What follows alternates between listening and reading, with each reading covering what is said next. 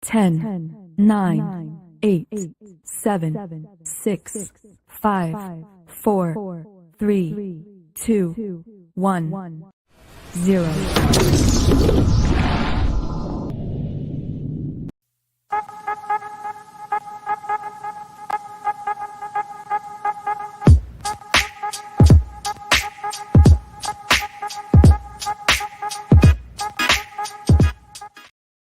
Some viewers may find the following video disturbing. Viewer discretion is advised. Ooh. Well, disturbing. I hope it's disturbing. I feel like it should be disturbing. You know? Like if it's not a little bit disturbing, at least a slight bit, then it's kind of disappointing. Maybe it's just me. Sure. Maybe I've got problems. Well, I mean, I know I do. Apparently. We live in a day and age of shock culture. Everything's got to be a little edgy. Yes. Well, I know I've definitely got issues. So, but I don't know if they're enough to actually disturb anybody. We'll have to find out. We'll see. We'll see how much we can disturb people in this chat. This, of course, is a geek chat, so maybe a little less disturbing than one of my other chats on the other channel. Although, actually, I think I'm streaming to both channels right now. Actually, never mind. I'm streaming to both at the moment, but I forgot about that. But we'll see. We'll try to keep it within the geek realm, but keep it as disturbing as possible. Right? Where's Duke? I need to freak him out with some penis jokes or something. I don't know. Yeah, it's not good. It's not good. And I can't throw around like Alabama jokes because Jolly just rolls with them. You know, like you can't offend Jolly, which, by the way, makes me so proud. And I feel like we all had something to do with that, Jolly, because I feel like at least for the last few years, we at least in some little part helped raise you. I like to call y'all my Xbox Live party chat. That too. It's true. But we were here for some of your formative years. So, and it's nice. It's nice. I'm okay with that. I'm okay with twisting the minds of the young. At least a little bit. At least about the stuff we talk about. You know, geek stuff like that. That's fun.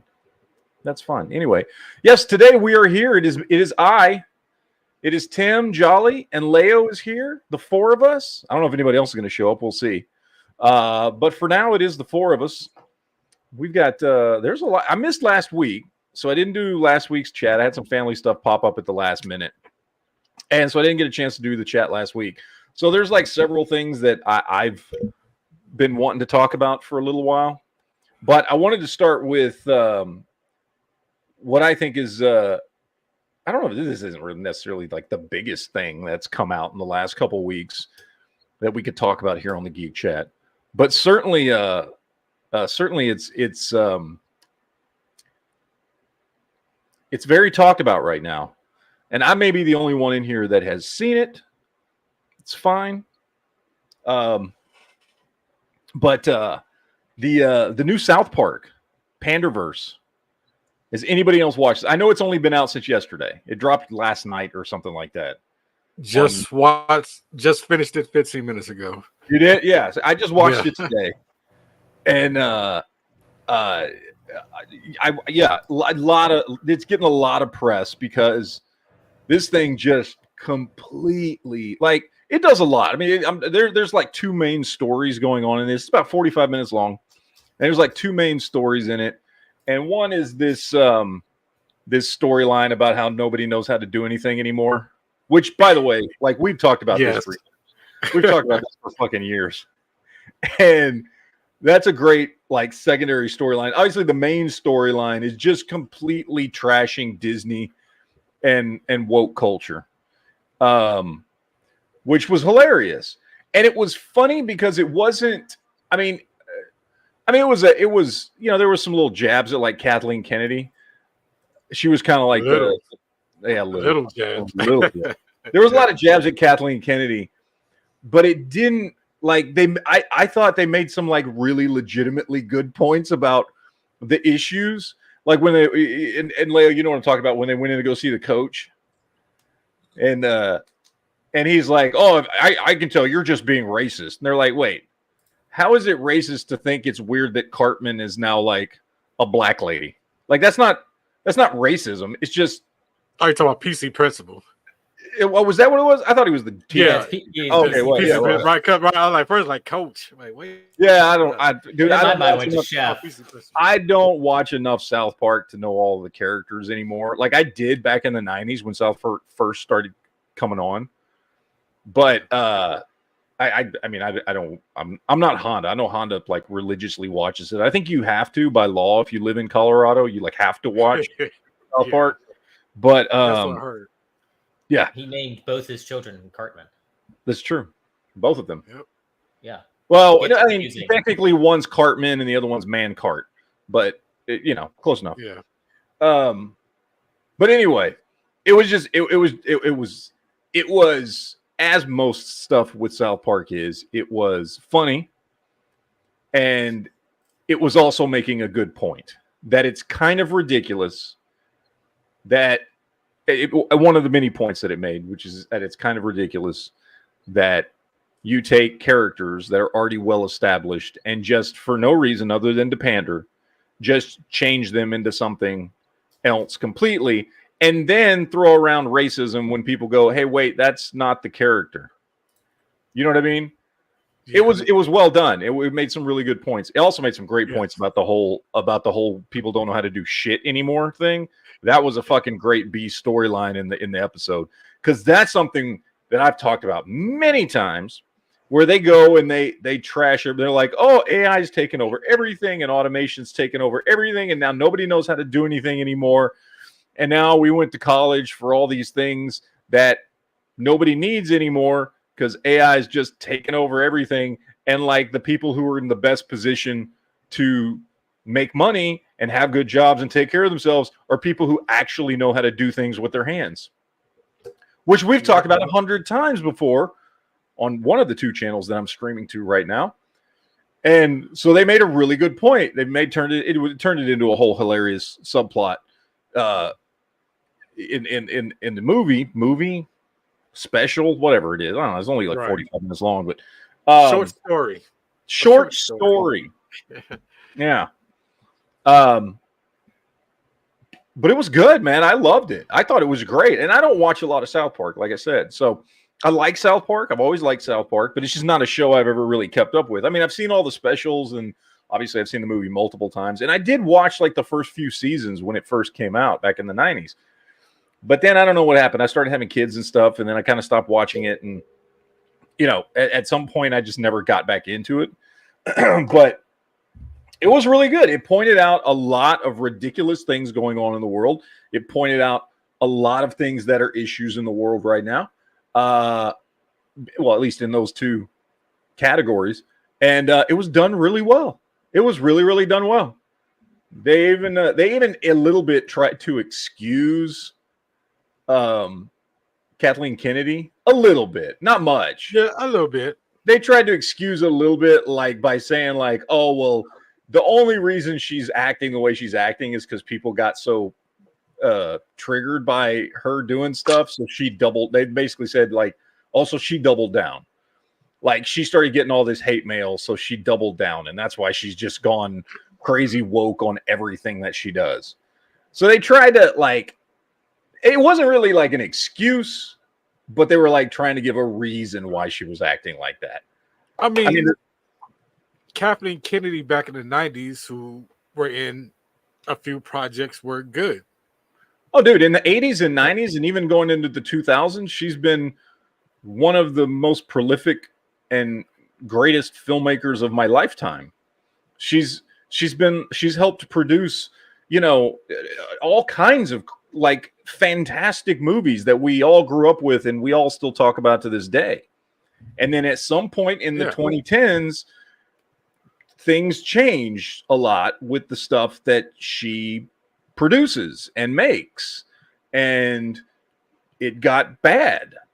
And it's only been in like the last 10 years, but up to then, I mean, you go back to the 80s, the 90s, the 2000s, like she made a lot of good stuff. And so that's more of like an assistant back then, though. But yeah, I think a lot of it, half she produced of the it first. was she was credited towards some stuff that Yeah. she didn't have a big of a hand in. Well, she started producing in the 1980s. That's when she started producing movies. She was an assistant, and I don't remember. She was assistant to several people. She worked for Steven Spielberg for a while and things like that back in the 70s and early 80s, and then she started producing movies. But yeah, it was very good because it was pointing out that she does nothing but make crap. Like when they had the whole other version of her and everything. Everything, like every time somebody would come to her with like an idea or like, oh, we need to fix this. What do? Put a chick in it and make her gay. Like that was her line for everything was put a chick in it and make her gay. And they're like, but Bambi's supposed to be a deer. Didn't you hear me? I said, put a chick in it, make her gay. Like that was a fucking line for everything. It was great.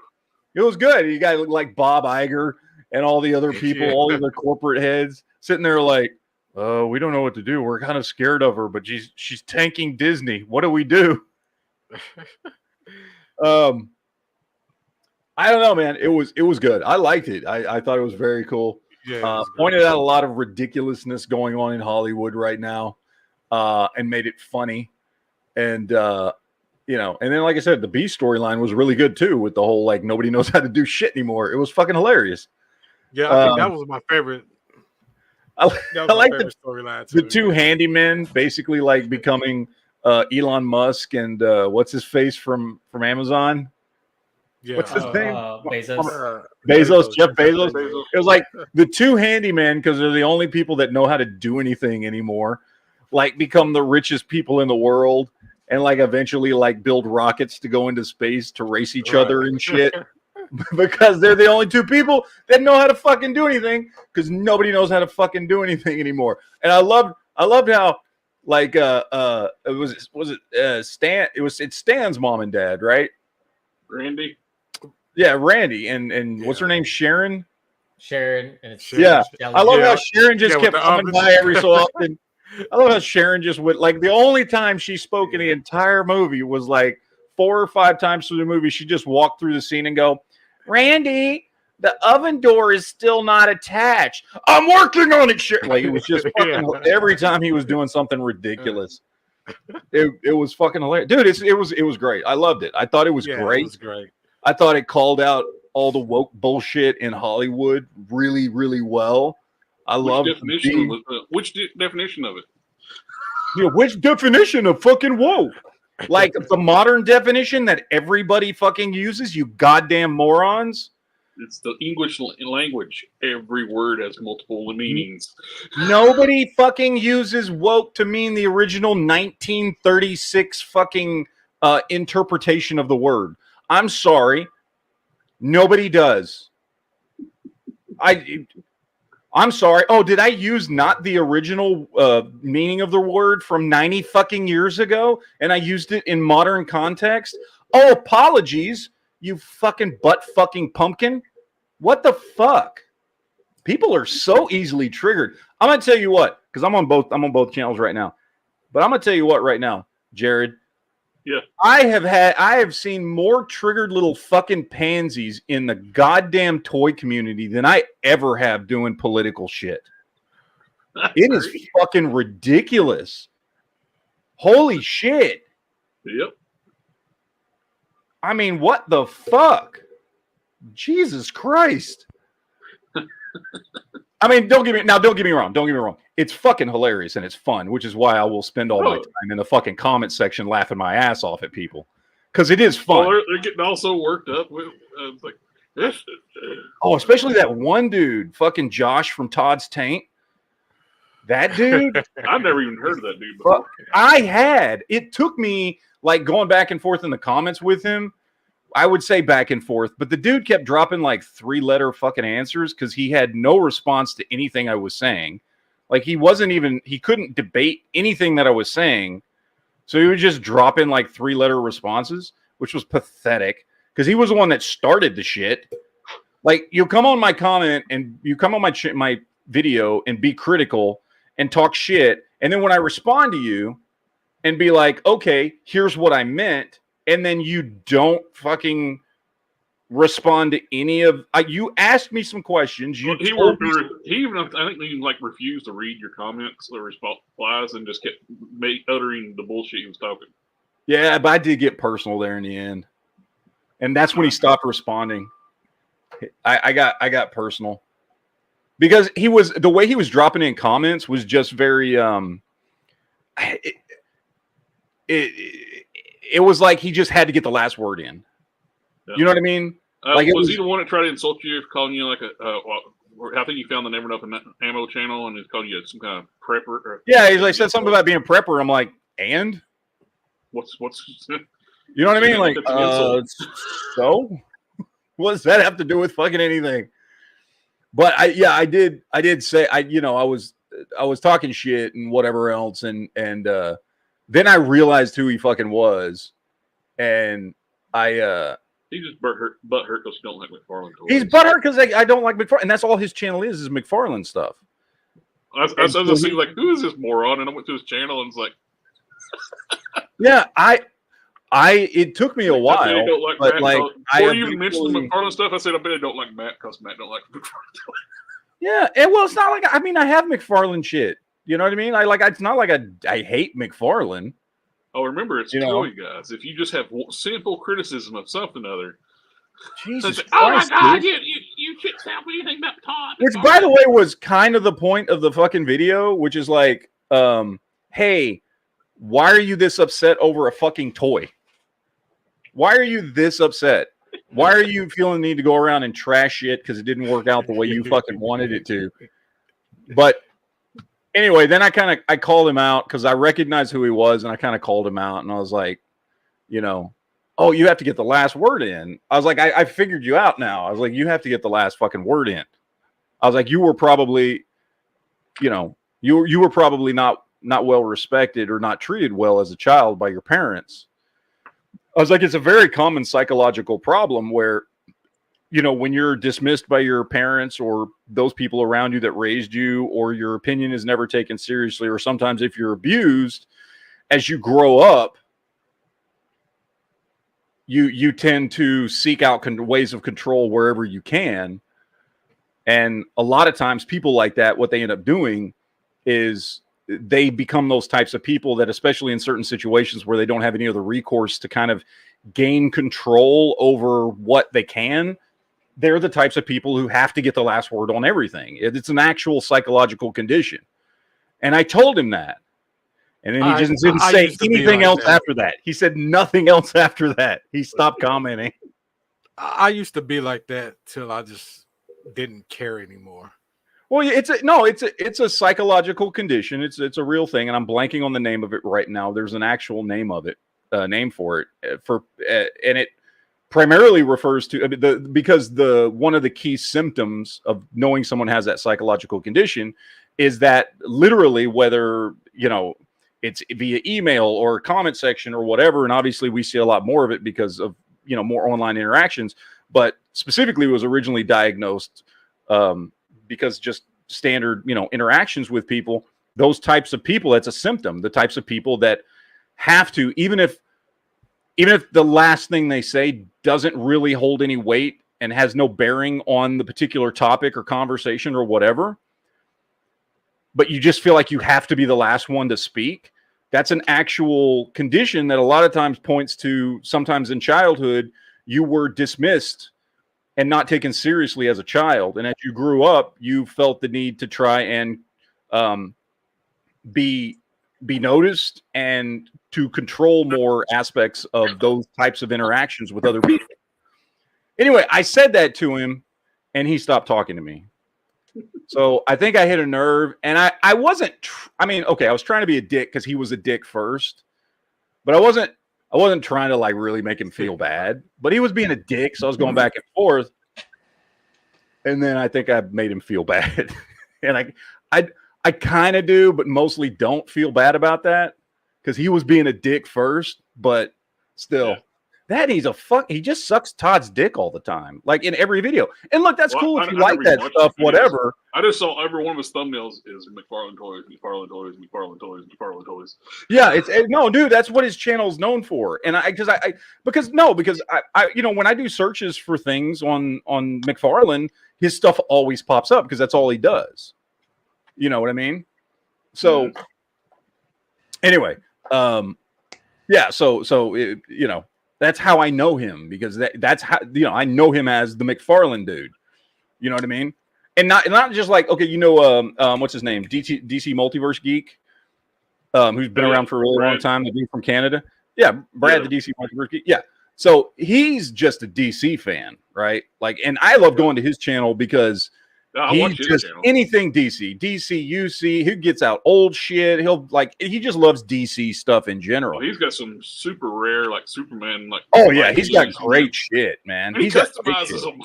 Yeah, but super rare figures, and he's customized them. It's like, yeah, dude. And he does a lot of stuff on McFarlane's DC Multiverse because he's a big DC fan. But this dude only does stuff on DC Multiverse for McFarlane. Like, that's his entire channel. It's not just DC stuff in general. It's specifically McFarlane's DC Multiverse, and that's all his channel has on it. So Brad seems like to be a cool cat. Dude, I love Brad. I've been watching Brad for about 5 or 6 years. I like how he does like DC Multiverse. Yeah. I love Brad's videos. Brad makes awesome fucking videos. Yeah. That's the kind of dude I'd love to hang out with. So, but anyway, sorry. Yeah, I don't know how we got on this thing, but I do have the super chat here. Dom dropped in a super chat, says 2 things. Five Nights wasn't as good as Lily's Wonderland with Nick Cage. Secondly, Miss Minutes has truly terrified me with AI. Let's talk about both of those things real quick. First, I did watch Five Nights at Freddy's last night. Me, my wife, and my daughter, one of my daughters, watched it last night. I actually really liked it. I thought it was really good. It's been a while since I've seen the one that Nick Cage was in that was kind of a take on Five Nights at Freddy's. It was Willy's Wonderland, I think. What it was called, Willy's Wonderland, if I remember right. Yeah, Willy's Wonderland. I saw that movie when it first came out. I absolutely loved it. Thought it's a great movie. Still think it's a great movie, but I need to like watch it. So I might watch it again tomorrow. Now that I've just watched Five Nights at Freddy's, to see which one I think is better. I will say that I liked both of them. I thought this was really good. So first of all, I watched it with my daughter, my 14-year-old, because she's been playing Five Nights at Freddy's since it was a thing, right? But like, yeah, it was really, I enjoyed the story. I liked the characters. I thought they did a good job, you know, with the Five Nights at Freddy's, the play on Chuck E. Cheese and all that kind of stuff. And I thought it was really good. I liked it quite a bit. So I don't know if it was better or worse than Willy's Wonderland, because I don't remember. Because when did that one come out? It was like over a year ago. You know what I mean? But I mean, I like them both. I thought they were both good. I really liked it. I thought I liked the ending. They added some stuff, because I was talking to my daughter about it. She's like, "Yeah, there's stuff in it that's not from the game, because the game's a little more simplified, so they added more story to it, to the characters, you know, who was there and that kind of thing." But it was done really well. I thought it was a cool movie. I mean, if you like it, it was maybe a little less horror than I would have wanted. You know what I mean? Yeah. There wasn't quite as much like horror or gore as I was kind of thinking there would be. But then again, I get it. It's a video game that honestly more kids play than anything else. So I get it, you know. I mean, there was like no blood in the movie at all. So, you know, there was some scenes where like there was some like it would cut away right before the gory thing would happen or whatever. So I would, you know, it wasn't like a gory horror movie or anything like that. Kind of creepy, I guess, but not really, because like I mean, at this point, if you're at least 30 years old, like you've seen some crazy horror movies by now. Like this is pretty fucking mild and pretty timid. I grew up watching the Full Moon movies. Those things were awesome. Yeah, exactly. Like this was not really, you know, not really like a horror movie. So creepy maybe, but it was still good. I still liked it. So I mean, I say everybody should go check it out. It's on. What's it on? Is it Paramount or something? Paramount or Peacock or one? It's on one of those things. I don't remember which one it's on. So it's for free on one of the things. So it's not difficult to go watch, but or you could watch it on F Movies, whatever you want to do. But yeah, it was good. I liked it. I thought it was a fun movie. Good characters. Story was good. You know, it's kind of, again, my age, growing up in the 80s with Chuck E. Cheese, you get that Chuck E. Cheese vibe, you know, with the creepy animatronic psychos that turn out to have the souls of dead children in them or some shit. You know what I mean? Like, it was a good story. I liked it. You know, I wish it had been a little more horror-y, but I get it. I understand. Horror-y or hoary? Horror-y, not hoary. Horror-y. So let's. I'm a scary and not horologist. more horrors. I mean, it could have used more horrors too. I'm gonna be honest with you. The classic '80s movies had horrors. We could have had more horrors in it, having more horror things happen to them. Yes. You know, much more Jack the Ripper, lots of dead whores. You know, Could you gory say- dead whores. We could have 4 doors more horse. Yes. Jesus Christ. Just a little callback. 4 doors more whores. Fucking stupid shit. Anyway, some people will know what I'm referring to. Some won't. That's fine. Move on with life. As Captain America would say, I understood that reference. There you go. Me too. But yeah, no, it was good. I liked it. As far as Miss Minutes goes, so the new episode of Loki, so far I've really liked Loki. I will say, however, it feels so. The thing that I'm noticing the most, I guess, that I'm picking up on the most is I'm picking up on the differences from season 1 to season 2. Season 1 was much more of like every episode is a spectacle to kind of draw you in. Season 2 feels more like, and season 1 also felt a little more episodic in that I think each episode felt not completely, because obviously there's one big story going on, but it felt a little more, each episode felt a little more self-contained. Season 2 very much feels like one story chopped up into bits. So I don't feel like any episode I'm getting a full story of anything. So, which usually what that means feels like a anime arc. If What do you you want to watch the anime, like where the arcs are like, you'll start watching pieces of a story, and like as soon as it starts getting good, end of the episode. Yeah, and that's what I'm saying. And that's what I was going to say is I feel like season 2's probably lends itself much better to binge watching because of that. Because I feel like I'm just getting little chips of story. Whereas season 1, I felt like I got a full episode in each episode. This one, while I'm digging the story, I don't feel like I'm getting a whole episode's worth of meat in each episode. And so I think for a lot of people, probably the best thing to do would be to wait till it's all out and then binge watch the whole thing. You'll probably like it a lot more because it is good. I like what's going on. I love the way this last episode ended with Victor just... everybody's like, what the fuck? If you watch it, you know what I'm talking about. If you didn't, then you won't. So that's why Yeah, he went all everything everywhere all at once. he did. He certainly did. I like the show. I'm really liking the show. I loved the first season. I've said this from the beginning. For me, Loki has been the best show on Disney Plus, the best Marvel show on Disney Plus. Love the first season. I'm loving the second season, but there's definitely a difference in tone in that I don't feel like I feel like you could have just like accidentally stumbled upon any one of the episodes in the first season and felt like you got a full, well-rounded chunk of the story. This season doesn't feel like that. If you just like randomly found an episode, you would have no clue what the fuck is going on. And you, from beginning to end, you would not know what the fuck is going on. You know what I mean? It's just a small chunk of the overall story that they're building with season 2. So it's just laid out differently and paced differently. So again, I think for a lot of people, this is probably going to be much better binge watched than watch week to week. I mean, I'm going to continue to watch it week to week because I want to talk about it on the show. But I think for a lot of people, the best thing is probably just go ahead and wait till it's all over, which I think we're only getting, 8 episodes? Is it 6 or 8? I don't even remember. I can't remember. I don't either. But whatever it is, wait till it's over and then binge watch it because, just binge watch it on a Saturday or something like that. And you'll probably appreciate it more anyway. But it was good. I like it. I'm still digging, we're 4 episodes in now, right? That was episode 4 this week.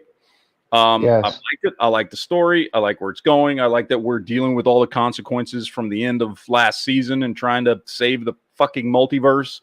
And, I know it will. I don't know in what way. But I know it will play into all this stuff that's going on in the movies right now. Because right now in the movies, we got the incursions happening, which, you got the incursions happening. You got Kang coming. You got the multiverse stuff from Loki starting to fall apart. This is all leading, by the way, to Secret War, which there was an announcement last week.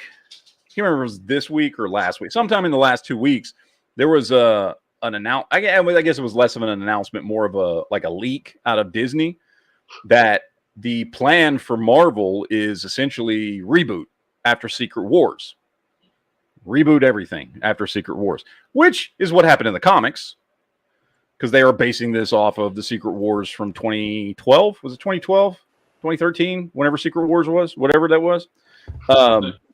It was later than that. 2012 was New 52. That's when they rebooted DC Universe. 2011 was Marvel Now, and within 2 years they had already hit Secret Wars. Marvel. Because I was reading when that happened, and I only. I remember when DC did their New 52 reboot.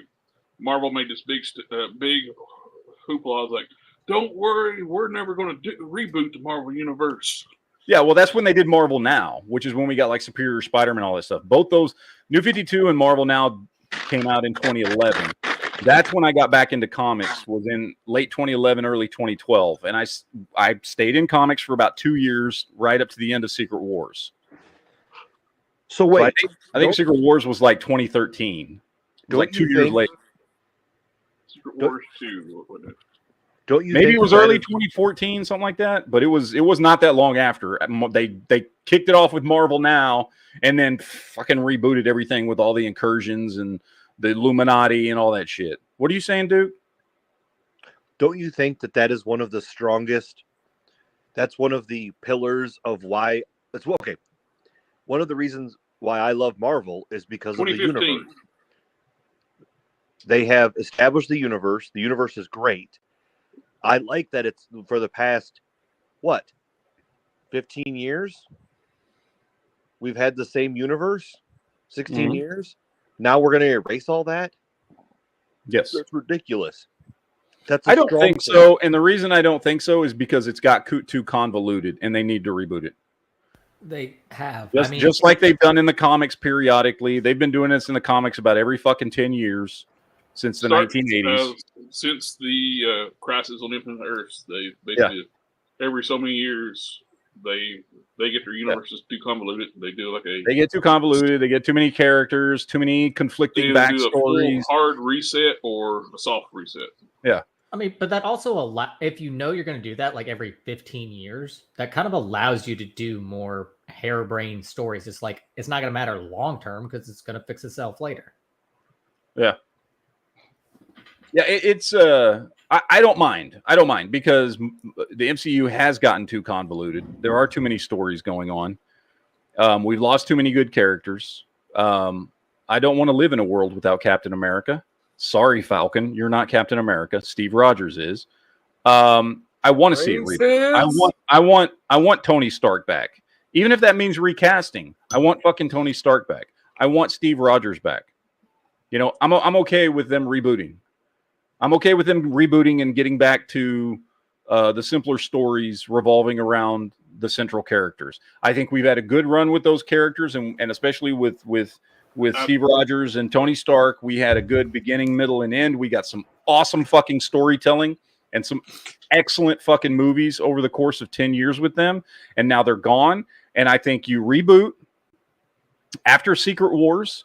When you come back, you can come back in a world where, unlike what they were able to do when they started this back in 2009 with Iron Man, you come back and now we're in a world that's been rebooted. Tony Stark is back. Steve Rogers is back. Also, oh, by the way, mutants are now a fucking thing in this new universe because they're not now in the MCU. Plus the First Family, Fantastic Four, Fantastic Four is back. Like you can just start fresh. We'll have had 15 years or more of mostly pretty goddamn good movies. Some shit movies, but mostly pretty good movies, mostly pretty good stories. You go through Secret Wars, just like in the comics. You come back out of it after all the incursions and everything, and you're back to one solidified universe. No more multiverse shit. No more multiple versions of characters, and you start telling these stories again.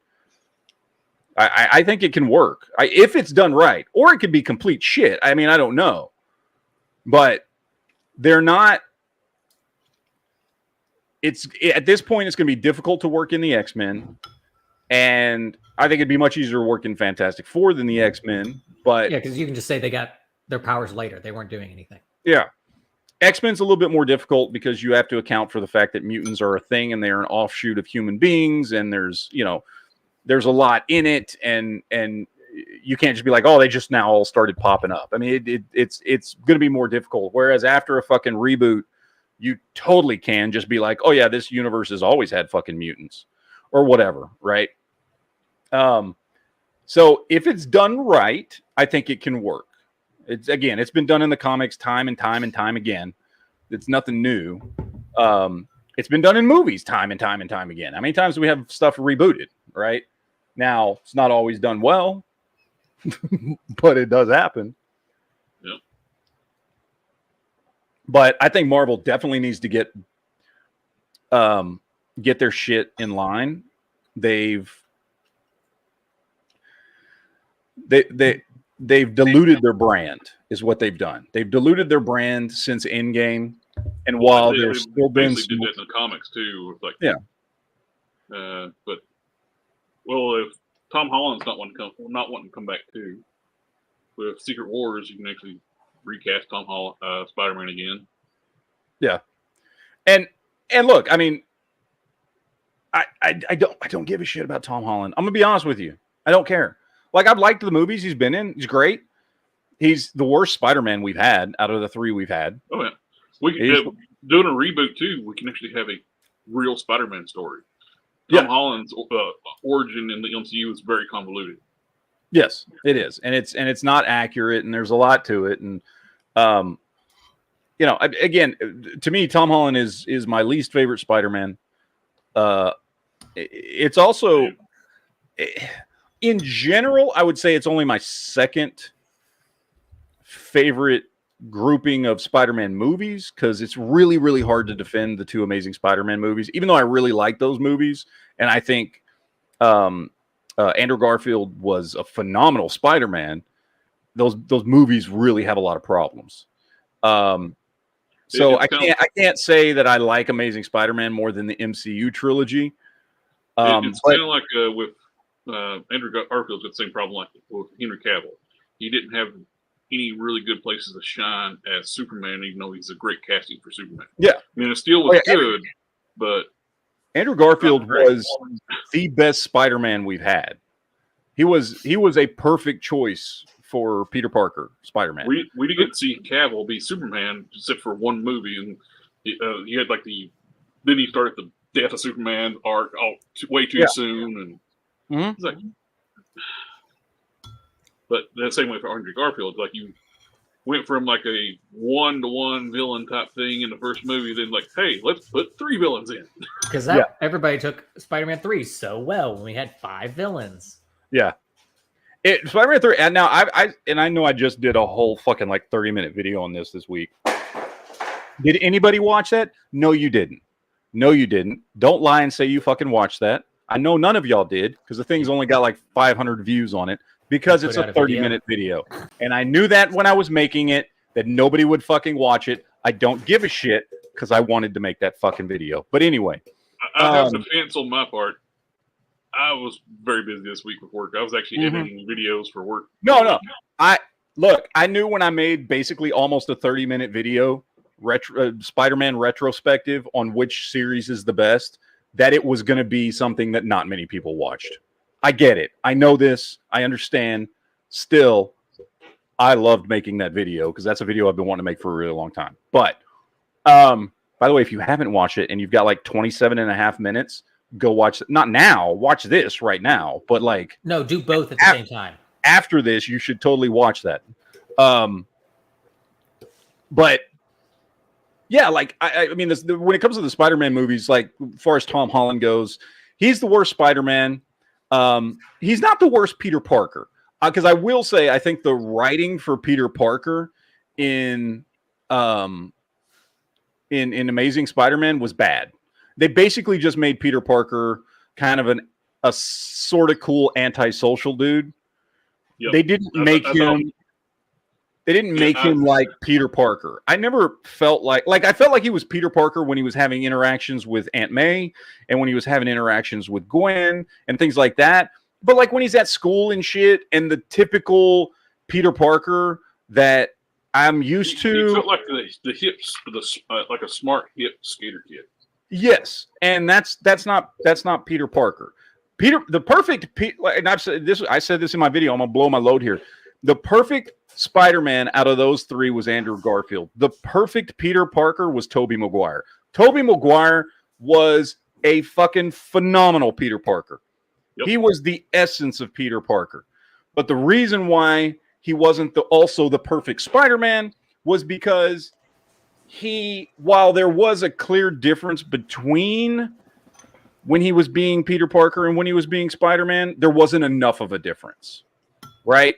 Like in the comics, Peter, especially at what we're talking about here, because all three of these franchises took place when Spider-Man was either in high school or college.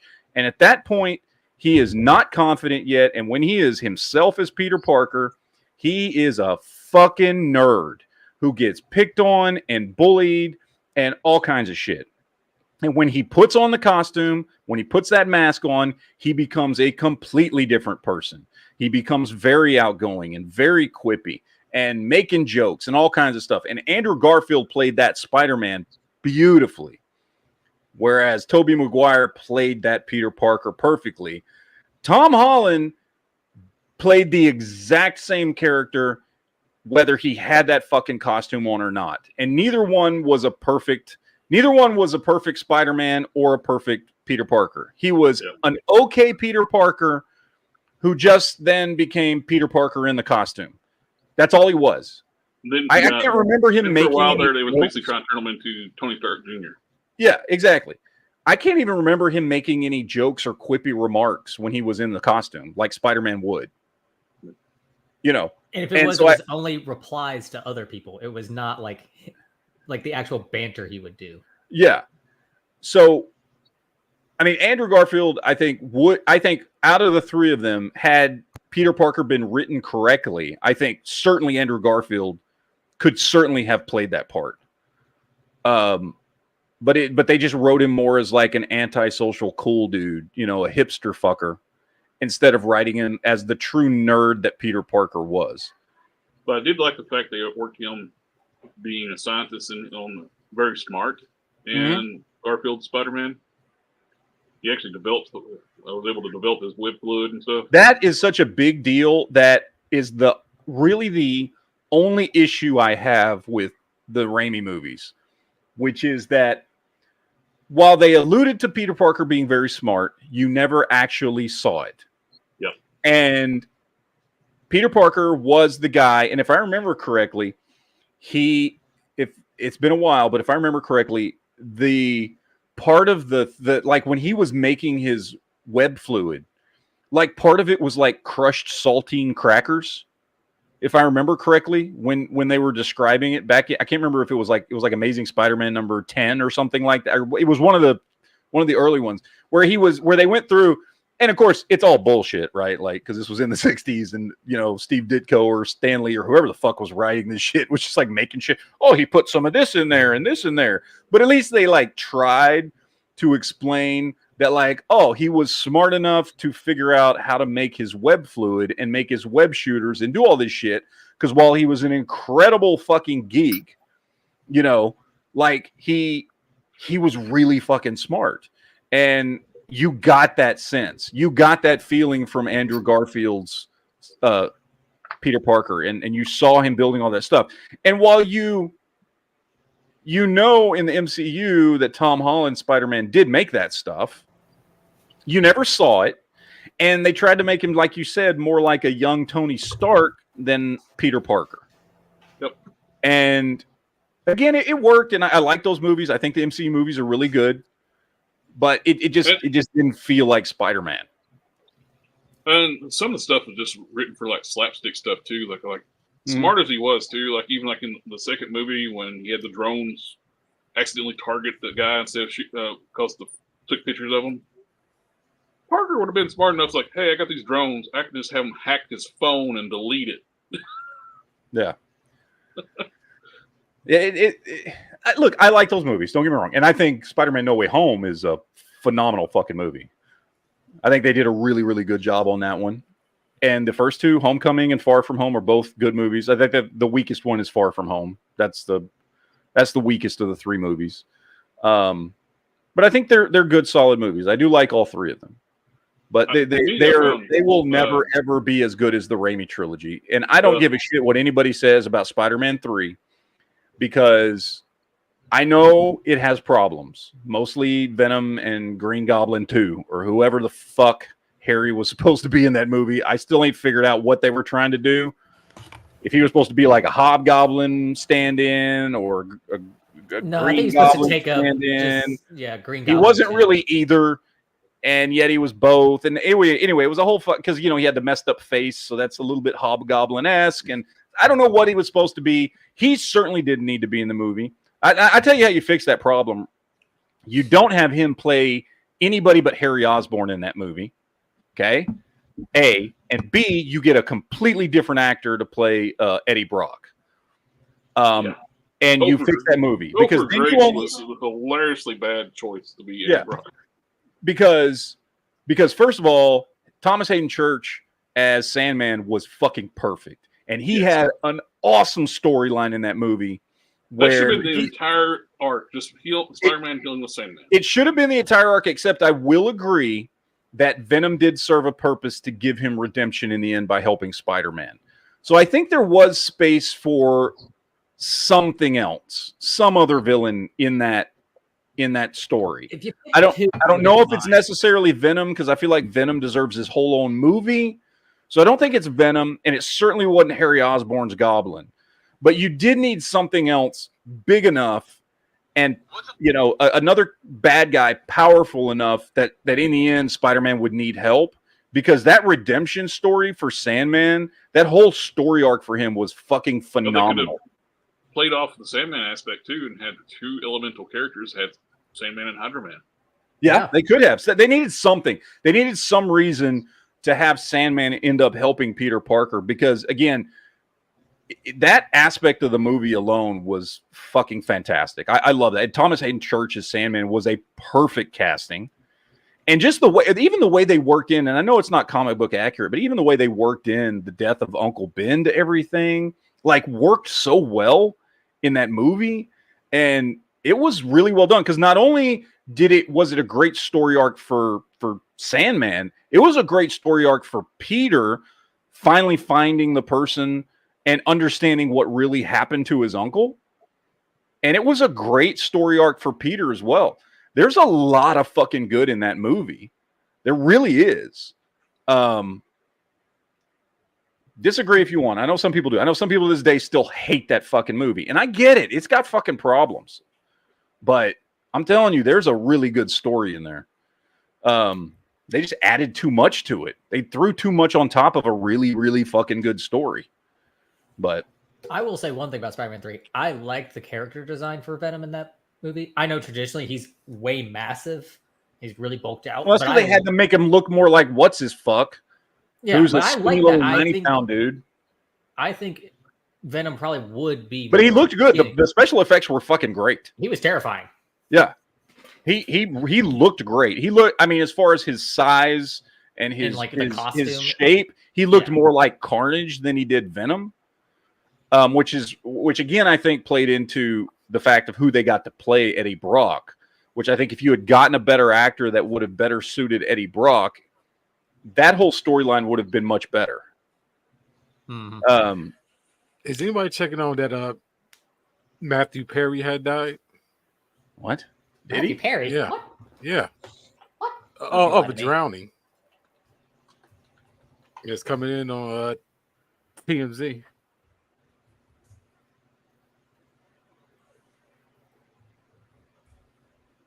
Oh yeah.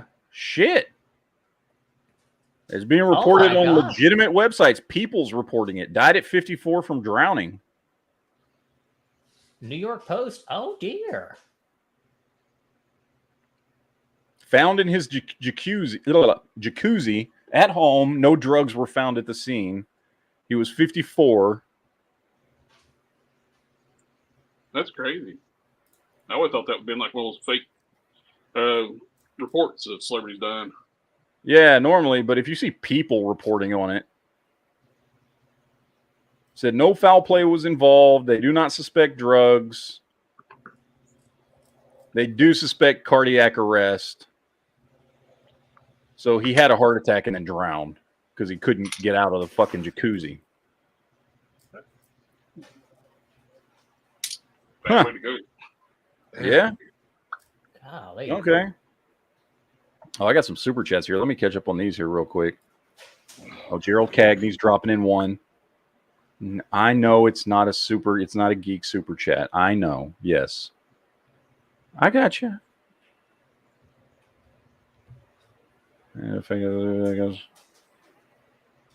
Okay, I'll have to look into that after the show. Definitely not informant says, I think they should leave Venom in, but make a new villain for him to take over, but have that new villain come back on another movie. I'll tell you what, speaking of Venom, and this goes into what I was, I'm just spoiling the whole, you're not even going to fucking watch the video I posted the other day, but that was one of the things that I put in the talked about in the video was, you know, there's always been a key element to, one of the many key elements to Spider-Man has always been the school bully, right? Because that helped shape him when he was in high school, right? The school bully was a significant character in Peter Parker's life, usually played by Flash Thompson, right? The Flash Thompson we got in the MCU fucking sucked. That was horrible. I love that actor, but that guy, I don't know what they were thinking. Yeah, it's not. I mean, I don't have a problem with that actor, but that was a horrible character. The Flash Thompson we got in the Raimi trilogy, played by what's his face? First thing I ever saw him in, Joe Manganiello. Oh. He had like 2, maybe 3 scenes. I don't even remember if he had any dialogue whatsoever, and he really just didn't. I mean, he basically the most memorable scene is when they just used him to show off Peter Parker's spider sense, right? But I'll tell you what, the dude, and I forget his name, the dude that played Flash Thompson in the Amazing Spider-Man movies, where, like, especially in that first movie where he's like just being a dick and all this stuff, but then there's that whole fucking scene where he's in the hallway after Uncle Ben dies, and he walks up to Peter, and Peter thinks he's gonna get fucking like picked on again, and then the dude's just like, "Hey man, I'm sorry about your uncle. I know how," like, he just completely turns around and becomes a well-rounded character in that movie, even though he's only got like 4 scenes in the whole fucking movie. Like, that's a dude who I would love to see do more shit to where he eventually begets the fucking Venom symbiote like Flash did in the comics. Yeah, Flash has a great story arc in the comics. Yeah.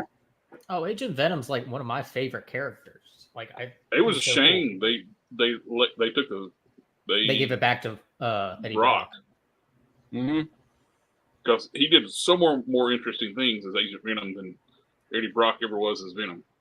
Though they did give him the anti-venom symbiote, so that was cool. But yeah, but that was something, that was one of the things. I mean, some of the things that the Amazing Spider-Man got right: best Peter Parker, best girlfriend.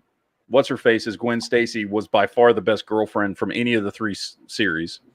Best school bully. And best costume, because that Spider-Man 2 costume was a 1-to-1 remake of the fucking comic book costume. Yep. And he got 4 pretty important things for a good Spider-Man movie right. So it was done well, man. I still like those movies, but I also see all the flaws in them, right? Like, I think the first movie is actually really good. I think Lizard is a weak villain for the first movie. But I'm more forgiving of that because of the fact that movie was way less about Lizard and him fighting Lizard than it was just telling the story of him becoming Spider-Man. Yeah. Lizard was just a means to an end. He was just a fucking thing for him to fight in the end. You know what I mean? So I'm much more forgiving. I think Amazing Spider-Man 1 is a fantastic movie. Amazing Spider-Man 2 I agree with all that. obviously suffers from a horrible version of Green Goblin. oh my god! And a horribly miscast I was about to say Shocker, Electro. A horribly miscast Electro. And a weird ass portrayal of Shocker too. Electro, I mean, made him like a super geek nerd beforehand, and yeah, it was a weird character depiction, and it was also like just a horrible choice. Like, I like Jamie Foxx. Jamie Foxx was a horrible choice to play Electro. Yeah. He was just not. He should never ever have been even considered for that role. So that was just such a weird choice. The villains in that movie really, because I actually liked the rest of the movie. I loved that they were actually getting into the backstory with his family. Which we did get some of that. What was that, in the 90s? We started getting some of that backstory on his parents. You know, how they weren't really dead, or one of them wasn't dead or something. I can't remember what the deal was, but because it was in the 90s. I wasn't reading as many comics in the 90s, but they started delving more into backstory with his parents and tying their research into, what was going on at Oscorp and how that played into the experiments that they were doing on spiders that led to him being Spider-Man. And there was some great stuff and cool stuff in that movie. The villains just sucked. And the villains were so much more a part of that movie than Lizard was in the first movie that it really did affect the movie. Yep. So I don't know. It sucks, man. But I love Spider-Man. I'm a huge, huge Spider-Man fan. And I do like all 3 series of movies in their own way. I don't dislike any of those movies. Like, all those movies are well done to an extent, and are all 8 of them are enjoyable. I can watch any of those 8 movies. I can watch at any time and be entertained. So I do enjoy them. What else do I have to talk about today? I don't know how do we get... Before we get away from Marvel, I looked it up. Loki's only got 6 episodes this season. Oh, it's only 6, so we've only got 2 episodes left then. Yeah. Okay. Yeah, because I found out on a quick Google search anyway. The Marvels comes out on November 10th, and they don't like overlapping dates. That's true. Yeah. But then what did they have after that? Like, there's no other shows, I don't think. We don't get anything until next year, like next May or something, and I can't remember what it is. I don't remember what the next thing we're getting after that is. I know next year we're getting Deadpool at some point. Originally, Deadpool was going to be February, then it was May, then it was July. Now I think Deadpool's not until like fucking November. Putting Deadpool in February is weird anyway, because it's usually that used to be synonymous first where one they come out in would February? put movies they thought were going to bomb. Was February what they used to think? It was just honestly absolute freak fluke for Well, it just shows how much demand there is for Deadpool. The original Deadpool came out in February. Yeah, that's what I thought. It was like February 17th or something. And they thought they dumped it there because they thought it was going to bomb. And the fandom there for Deadpool was there. People, X-Men characters, the X-Men fans like Deadpool. Yep. I don't know. We'll see. I don't remember what all's coming out next year. But yeah, the Marvels. I don't. Yeah, I don't really care.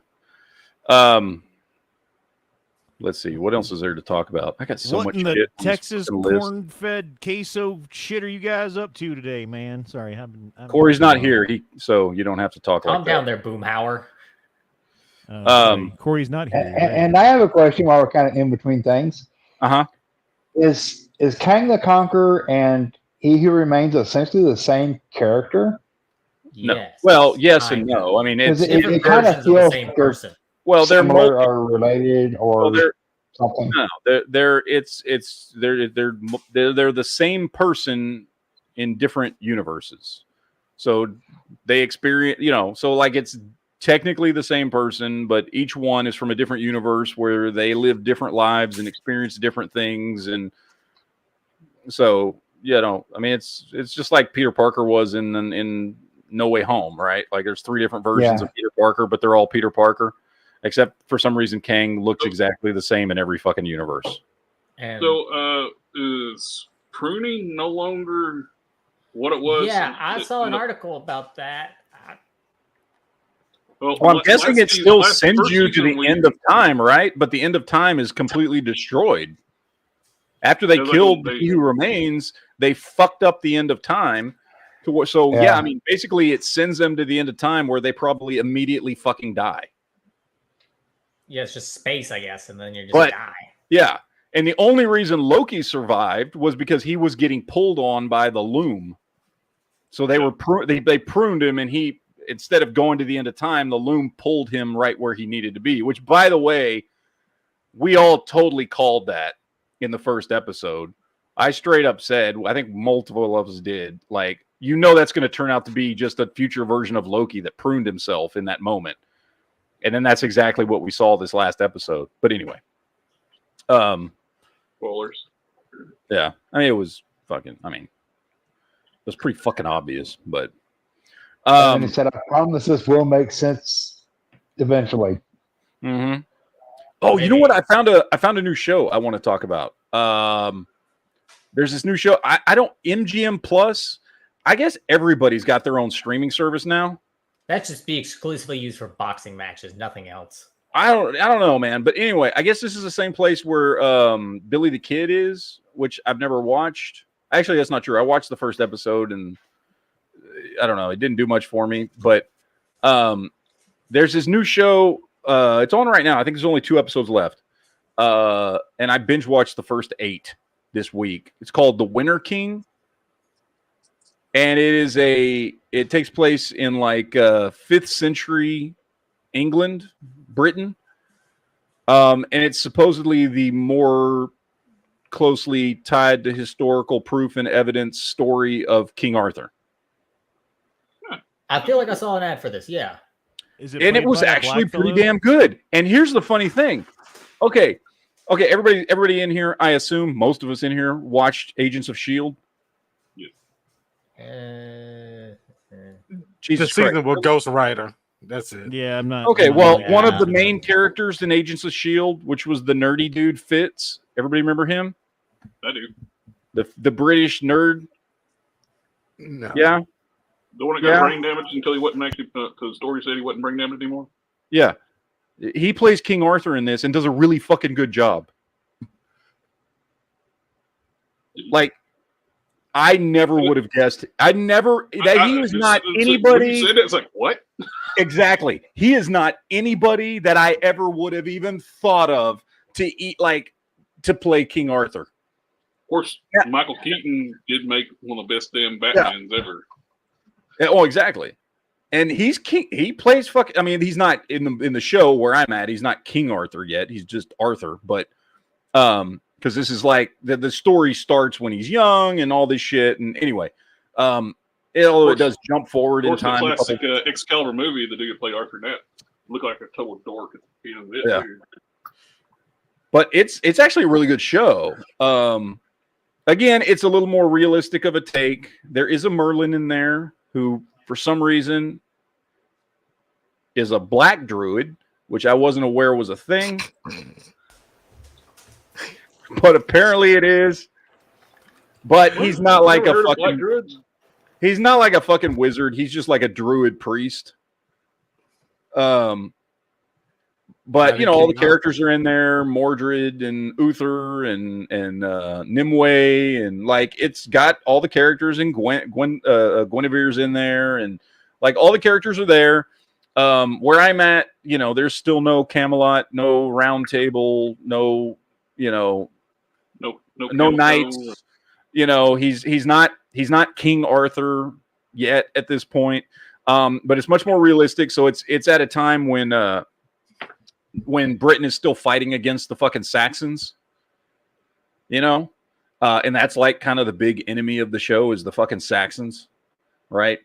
When they invaded Britain. So it takes place in that time period, which, I mean, spoiler alert, you know, too bad for King Arthur because we all know the Saxons win. But they eventually do take over the fucking island. So we know this is going to be a losing battle for King Arthur at some point.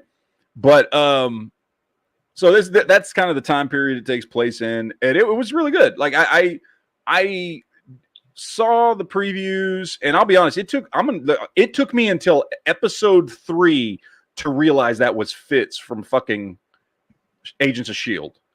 Because first of all, in the first episode, he's in it at a little bit at the beginning and a little bit at the end, and that's it. That's all he's in the first episode.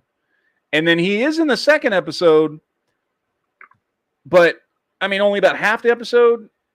And then the beginning of the third episode, I'm looking at him going, I know this motherfucker. And I looked it up on IMDb and I went, holy shit, that's fucking Fitz. Like, it took me, I did not recognize him right away.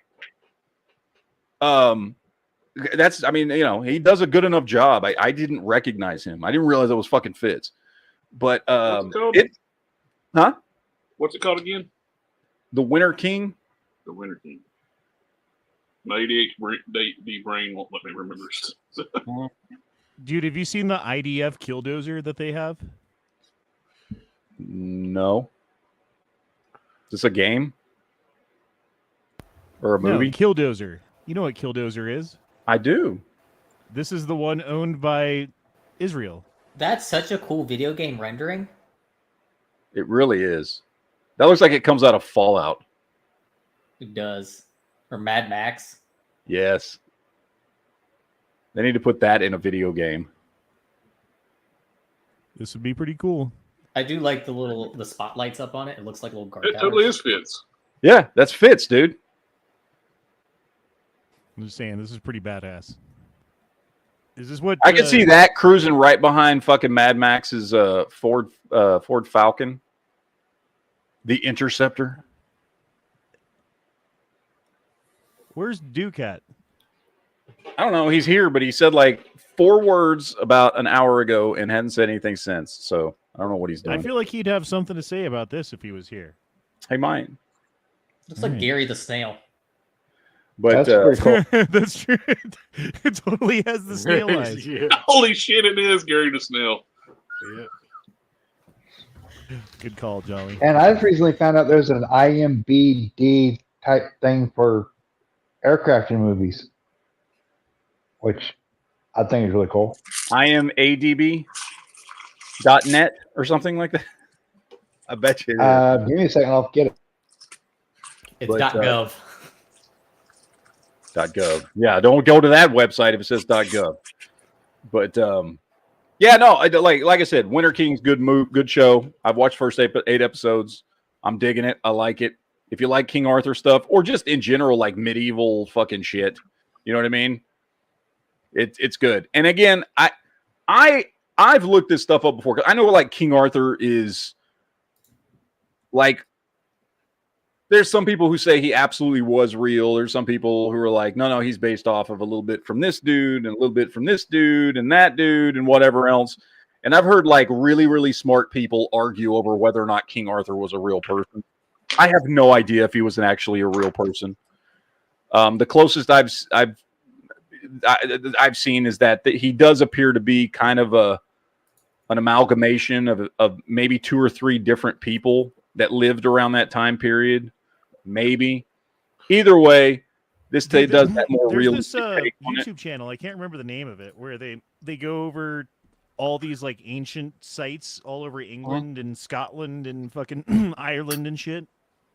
And one of the things that they were digging up, they were like, well, this fits the Arthurian tale. Like, this is exactly like King Arthur. And they even found like some shit that like made the guy be like, well, this could be something that gave some of the basis to, because they kept finding swords in water, right?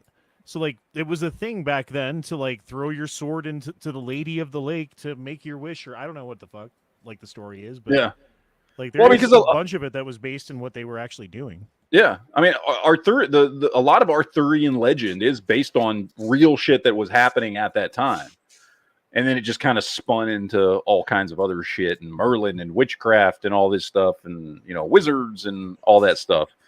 But is that why people throw guns? Wait, is that why people throw guns in lakes now? Is they're making wishes? Yes, they're making wishes. Yes. They wish the ATF was abolished, but you sacrifice one for the joy of many. Good of all. Yeah. No. What was I saying? They wished it was never found. Yes. But no, it's a good show. I highly recommend people check it out if you like that kind of thing. Just be aware it is a more realistic take. So if you're going into it for like fucking dragons and wizards and shit, you're not going to get that. So just keep that in mind. Damn all it. Right? So, but it is a good show. I like it. Oh. I'm digging it. So take that for what you will. I also watched that new Bill Burr movie, Old Dads, on Netflix. Oh, I watched that. That movie's I had great. No idea he had a movie out. Yeah. He wrote, directed, produced, and starred in that fucking movie. I was looking at the credits on it, and I was like, "Fuck!" He just did the whole goddamn movie. And so many people, it was great. And he triggered so many people with that. Oh, dude, he triggers so many people in that movie. I know there's a lot of people pissed off about this fucking movie. Wait, what is it called? A lot of people. Old Dads. Old Dads, yeah, it's on Netflix. Old Dads. He totally fucking like goes after the whole fucking like hipster woke culture in this movie. Yo, I found a toy that I don't think you guys have. Does it vibrate?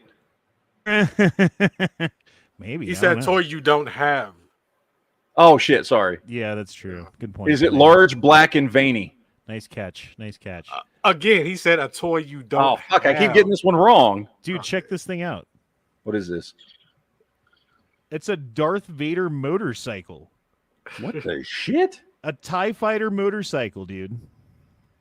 You don't have this shit. No, is that like an RC or what? What the fuck is that? I don't know. It's $20 though. They have it on eBay. It's a thing you don't have. It's Darth Vader. Darth Vader friction motorcycle. Okay, so it's like a fucking like you pull it back and. Oh, like kind of like a Hasbro Beyblade or 2006? something, like where it's got a ratchet thing in it. There you go. I have never seen this thing. Does it surprise me that Hasbro made something like this? No, but I've never seen it. Why does that seem familiar? I feel like I had something like this. It feels like something that probably came out in the early 2000s when you were a kid and you were of the age to get something like this. Yes. You don't Because I remember distinctly this in the remember movie? the X-Wings that you could do that with. Now, were they like pull back and let them go, or did it have that? Remember those cords that you would put in there? Yeah, You like a Beyblade. pulled it- A Yeah, I both. remember There was those. You also some that got did the both. ones you rev it up several times, like vroom, vroom, vroom, vroom, Yeah, and then let them go. Yeah. Yep. This Ooh, this does one's totally look cheaper. like something Hasbro would have done, but I've never seen one of these. I wonder if you can take And Vader also, off that you know thing. what it also looks like? Well, those lame ass bikes American Chopper would make. Mhm. Dude, if American Chopper made this bike, they'd get sued by George Lucas. or Disney now, but Disney. George Lucas then. That actually looks cool. I wonder how big that fucking thing is. Like, could you customize that? It's pretty cool. I wonder if it's like 1/18 scale or 1/12 scale.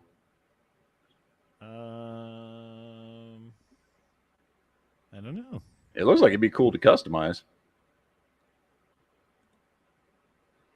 They need like a quarter or something for fucking reference, you know?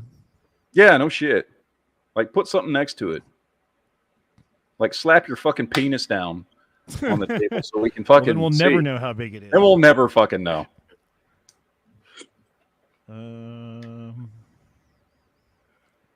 Yeah, it doesn't really say how big it is, does it? Yeah, that is cool though. I put a link to that site I was talking about in the private chat. Is this meatspin.com? No. No. Let's see. IMPDB.org. So, Internet Movie Plane Database.org. Does this include helicopters? Oh, it does. Yeah, it's got pretty much anything that flies, I guess. Yep. That's cool. Yeah, because I was watching James Bond movie and there was some stuff. I was like, is this real or is this something I made up? So I got looking it up and stumbled across the site. This looks more like Wikipedia than IMDb. It does. This is Wikipedia. This is a Wikipedia fucking site. That's what this is. No, it's powered by Wikipedia. This is a Wikipedia site. There's a lot of fan sites that use wikis. All right, cool. Well, cool. I didn't even know this fucking thing existed. That is kind of cool. I dig it. I dig it. Let's see. Well, they also have a Luke Skywalker. Yeah, and I posted it out in the chat on the NEA side, but I couldn't on the Geek Fusion side because I'm not a mod over there. Oh, okay. They do have a Luke Skywalker style version of that motorcycle too on a Star Wars themed motorcycle. Nobody cares about Luke. I guess an X-wing. Dude, you could have a dark side and a light side gang. Oh, have y'all watched any of the new Rick and Morty? I haven't watched the last episode. I'm hearing bad things about it. Yeah, I've only watched the first episode, and I spent most of my time listening to the voices because the voice is different. Obviously, what's his face is no longer on the show. And I will say, whoever they got to do the voices does a really, really damn good job. Like, it's pretty goddamn close. You know what I mean? Like, if you weren't somebody who's watched the show a lot, you totally would not recognize the difference. So far, they completely went away what they said what this season's going to be, too, though. They were talking about him going after the Rick that killed his family. I've only watched the first episode, so I haven't seen. Is there 2 or 3 episodes out now? 2 episodes. Tomorrow will be the 3rd episode. Okay. Yeah, I just watched the first one mostly out of curiosity because usually Rick and Morty I binge watch, but I was very curious about the voices because I wanted to see what Rick and Morty sounded like. So I watched the first episode, but I haven't watched any more since then. I may just wait till it's over and binge watch it. But the first episode was fine. I mean, it wasn't a bad episode or anything. And the second episode wasn't very good.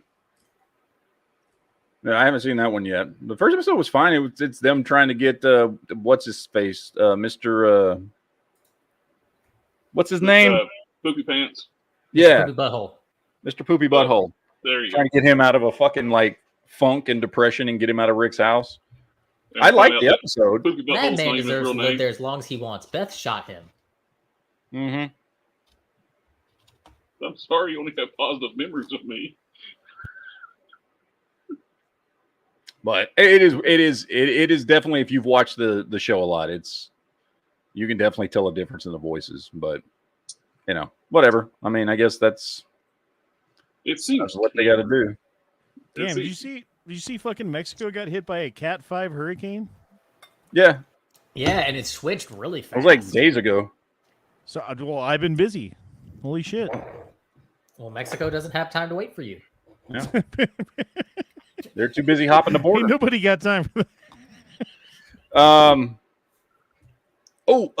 Does anybody else watch the like House on Haunted Hill and all those, every Halloween they put out that a new season. I forget the dude's name. Well, the Amityville horror thing. Well, no, it's not Amityville horror, but like every season for like this is the 4th season. He puts out a new series. What is his fucking name? He's the dude. He's done several Stephen King movies and stuff. I'm blanking on his fucking name. He's famous. They're saying he's writing a Dark Tower series right now. Eduardo? Right. Fucking look up his name now. Steve? Mike Flanagan. That's his name. Mike Flanagan. So for 4 years now, Mike Flanagan's been doing a new season. It's not even like the same show. It's a different show each season. Like it's a different show, different name, different everything. Let's see. The Haunting of Hill House was the first one. Last year he did Midnight Mass, and then the second year was Haunting of Bly Manor. This year he did Fall of the House of Usher, which is a take on the Edgar Allan Poe fucking poem. And it was really fucking good. Like he does great horror series. Dude's good, man. Like when I heard, I don't know, 6-8 months ago or whatever, that they were giving him the Dark Tower and he was going to do an ongoing series of the Dark Tower, I was very excited because the dude's good. He writes good shit. So anyway, yeah, it's 10 episodes. It's on Netflix. Fall of the House of Usher. It's about it's about a dude who runs a pharmaceutical company, and I'm trying to think what I should or shouldn't say.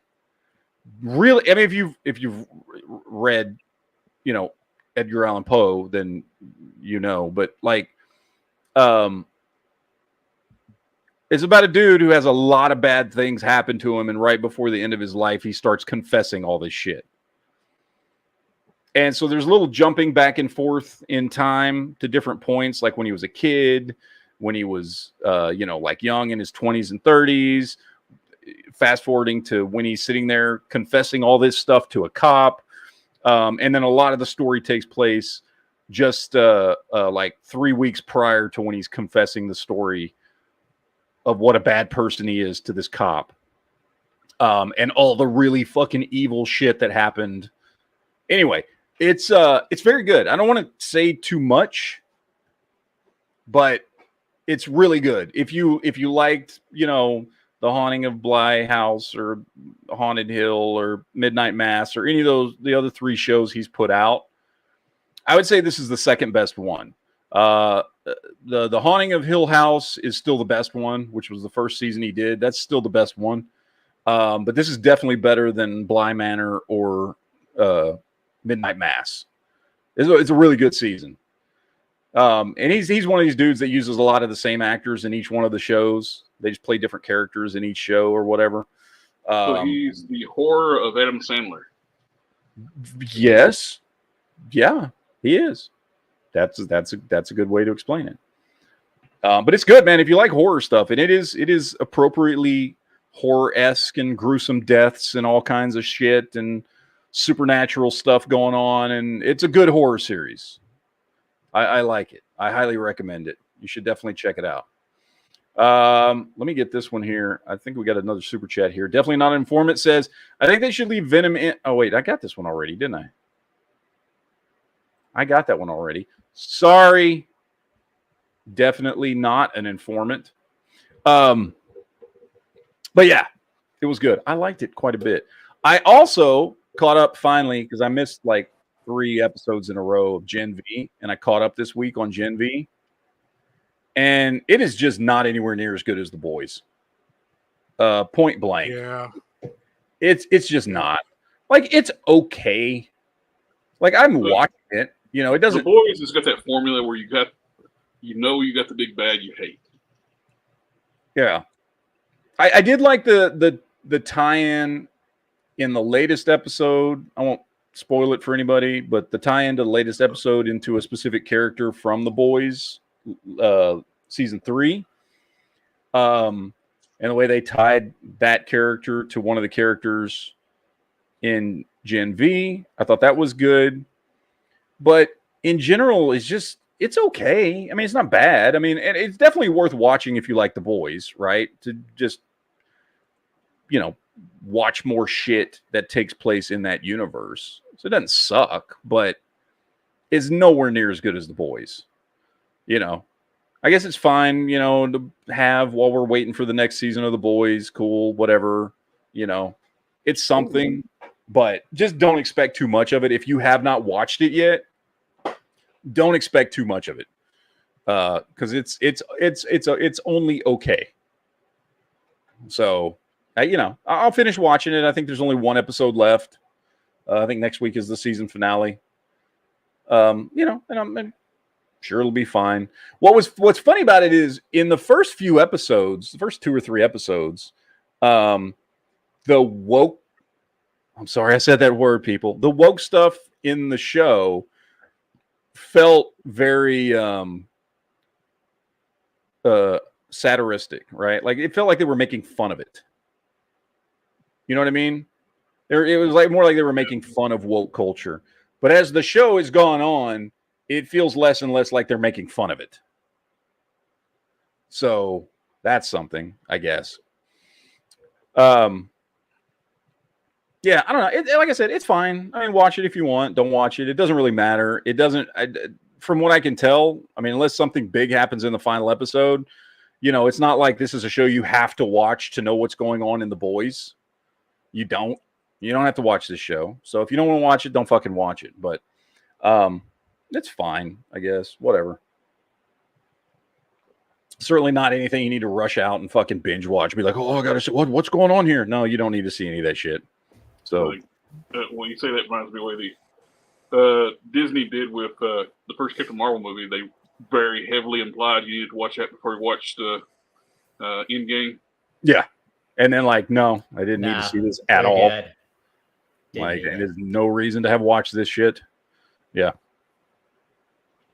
Oh, I finally watched a show that I've been meaning to watch for a long time, which I had watched the first season of many, many years ago. And finally, I sat down in the last couple of weeks and decided, you know what? I'm gonna watch this show. 4 seasons, 30-minute episodes. Should be an easy watch. And that's Eastbound and Down. I never got back past the first season originally. Finally was like, fuck it, I'm going to finish watching this show. And first of all, can I just say, this show, Eastbound Down, is fucking hilarious. Also really hard to watch. Because there are seemingly no good, likable, redeemable characters on the show, period, end of story. Like, nobody's a good person on this show. And watching Danny McBride play that character and act the way he acts is...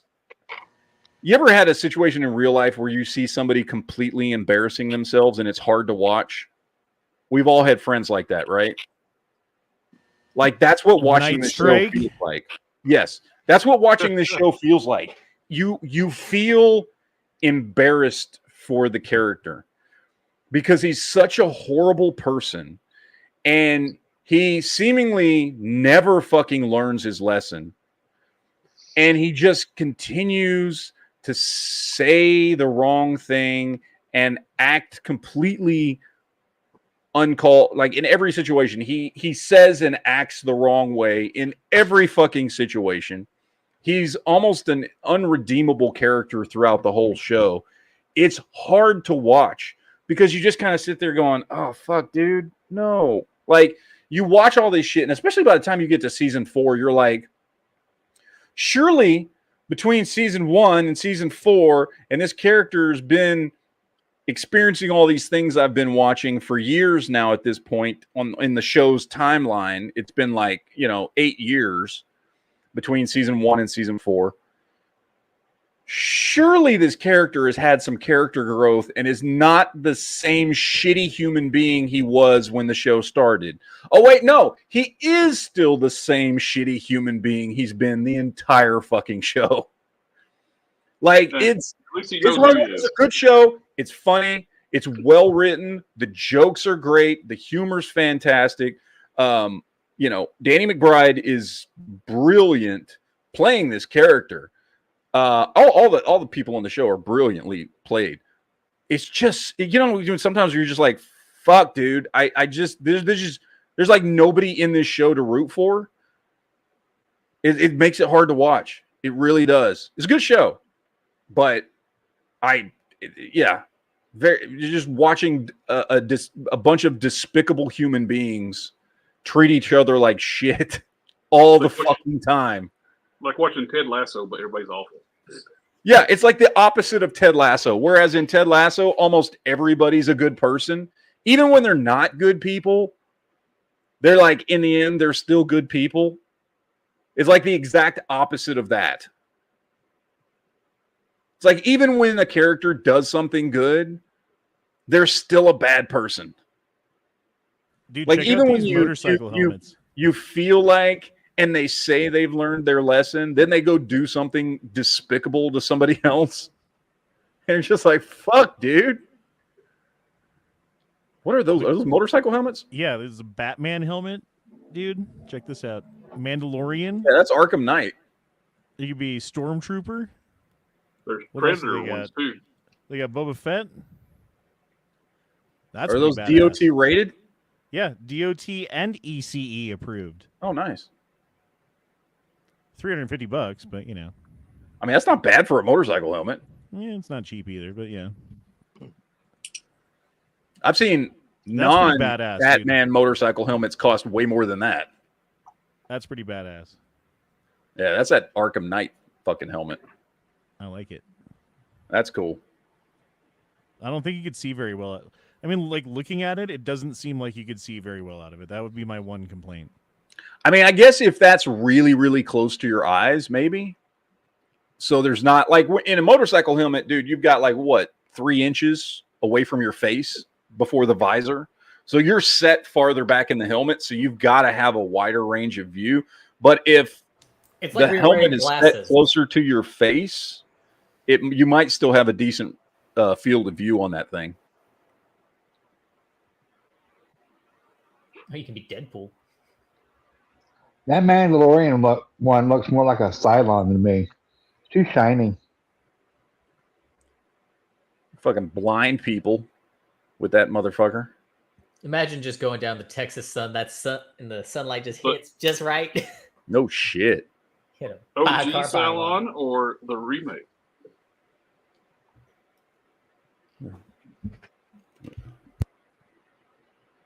I mean, that's cool, but you can also tell you are going to not see very well out of that thing. Because I was just thinking that. Yeah.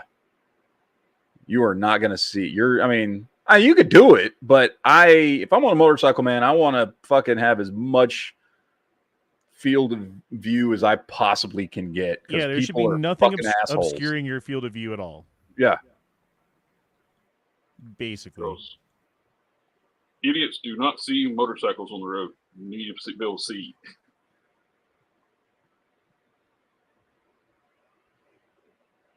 I do like that Arkham Knight one though. That one is cool.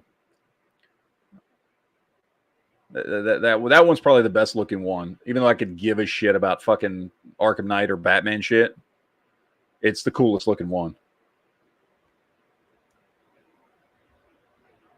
Because that legit looks like fucking, like that looks like the fucking helmet that Arkham Knight wears. Dude, though, like look at the inside again. You're not gonna be able to see shit. It's just a normal helmet. Yep. Although it does, I mean, you can see that the eyes are pushed back further. When you look on the inside, you can see that the eyes are pushed back in a little bit, but still, you're not going to have much. Yeah, because you can see it in there. The eyes are pushed back closer than a visor normally would be, but still, dude, that's gonna fucking suck. Yeah. I like have you seen the Robotech one? That one fucking looks awesome. The Robotech motorcycle helmet. If I could spell Jesus. Did you? Because I mean, it's just it's a fucking the Robotech helmets were basically fucking jet fighter helmets. That's what they are. Yeah, right there.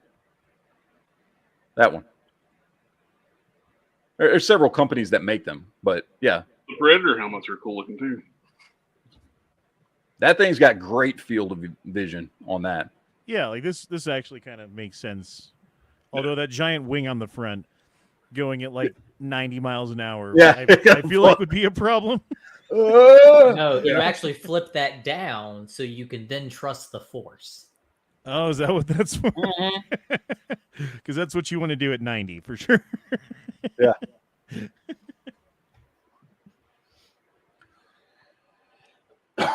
Yeah, that's like the coolest one of those I've seen. As far as having like a good field of view. Oh, I finally watched that. Remember we talked about this like 2 weeks ago? Somebody dropped in the chat that Orphan Black was coming back in this new show called Orphan Black Echoes. Oh, is it out yet? It's not out yet, no. But I watched the trailer because somebody had dropped it in the chat. I hadn't even seen the trailer. I watched the trailer and it's like takes place in the future. And it's got what's her face, the chick that played Jessica Drew. Jessica, is it Jessica Drew? Jessica Jones. Jessica Jones. Sorry, Jessica Drew. Where the fuck did I get that name from? That's Jessica Jones. Teen investigator. Is that what that is? No, that's Nancy Drew. I don't know where the fuck I got Jessica Drew from. But anyway, Jessica Drew's a Spider. No, Jessica Drew is Spider-Woman, right? Oh, that's right. That's where I got it from. No, Jessica Jones. It's got the chick that plays Jessica Jones as the main character in it. The trailer is, if you don't know that is a trailer, that if you've never watched Orphan Black and you have no idea the Orphan Black story is about clones, and you watch the trailer for Orphan Black Echoes, you will never know this is a story about clones.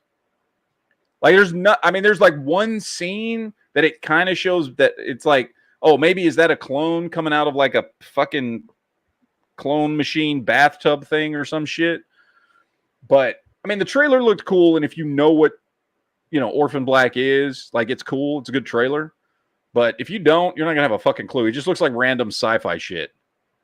So, whatever. I don't know. Well, cool trailer though. And then of course they finally dropped the trailer for All Mankind season 4, which I'm fucking retardedly excited about because I love this show. I still maintain one of the best shows on television right now. It's right up there with House of the Dragon and Yellowstone. It's like in the top 3 best shows on television right now. Yet nobody in here has fucking watched it, and I've been talking about it for 3 fucking years. I watched a clip of it the other day. Yeah, you watched a clip of it. I've been telling you to watch this show for 3 years. What show? It's called For All Mankind. You want to know something? I have Apple TV Plus. Like, I got it for free because I bought an iPad. I feel this is the first time you might mention anything on it. Yeah, no, I've been talking about. Well, Jared, I mean, I may not have mentioned it to you. I've been talking about it on the show though for 3 years. It is like with it, Yellowstone, and fucking House of the Dragon. It is one of the 3 best shows on television right now. Well, and I don't understand why not everybody is watching this fucking show. But I was also just messing with you because I'm sure you have been talking about it for 3 years. It's like, yeah. I think it's the only problem I have with it is just that the lesbian chick is annoying. The lesbian chick's barely in it. Even if she's barely in it, it's like one chick is a lesbian and she's hiding it because it's the 1970s and she's in NASA, so she's hiding that she's a lesbian. Oh, maybe I thought Leo you just doesn't like lesbians. I don't know. No, I like lesbians. I just hate a storyline. Yeah, she rightly had a fear that she would get kicked out of NASA for being a lesbian. Mm-hmm. As she should not. No, but I don't know. I just don't like her character. I will say her character's not that great of a character.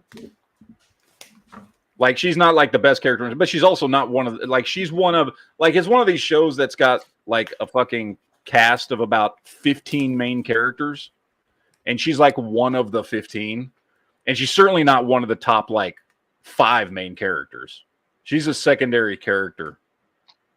So she's not like in the show a lot compared to like some of the main characers. But she's been in enough to annoy the hell out of me.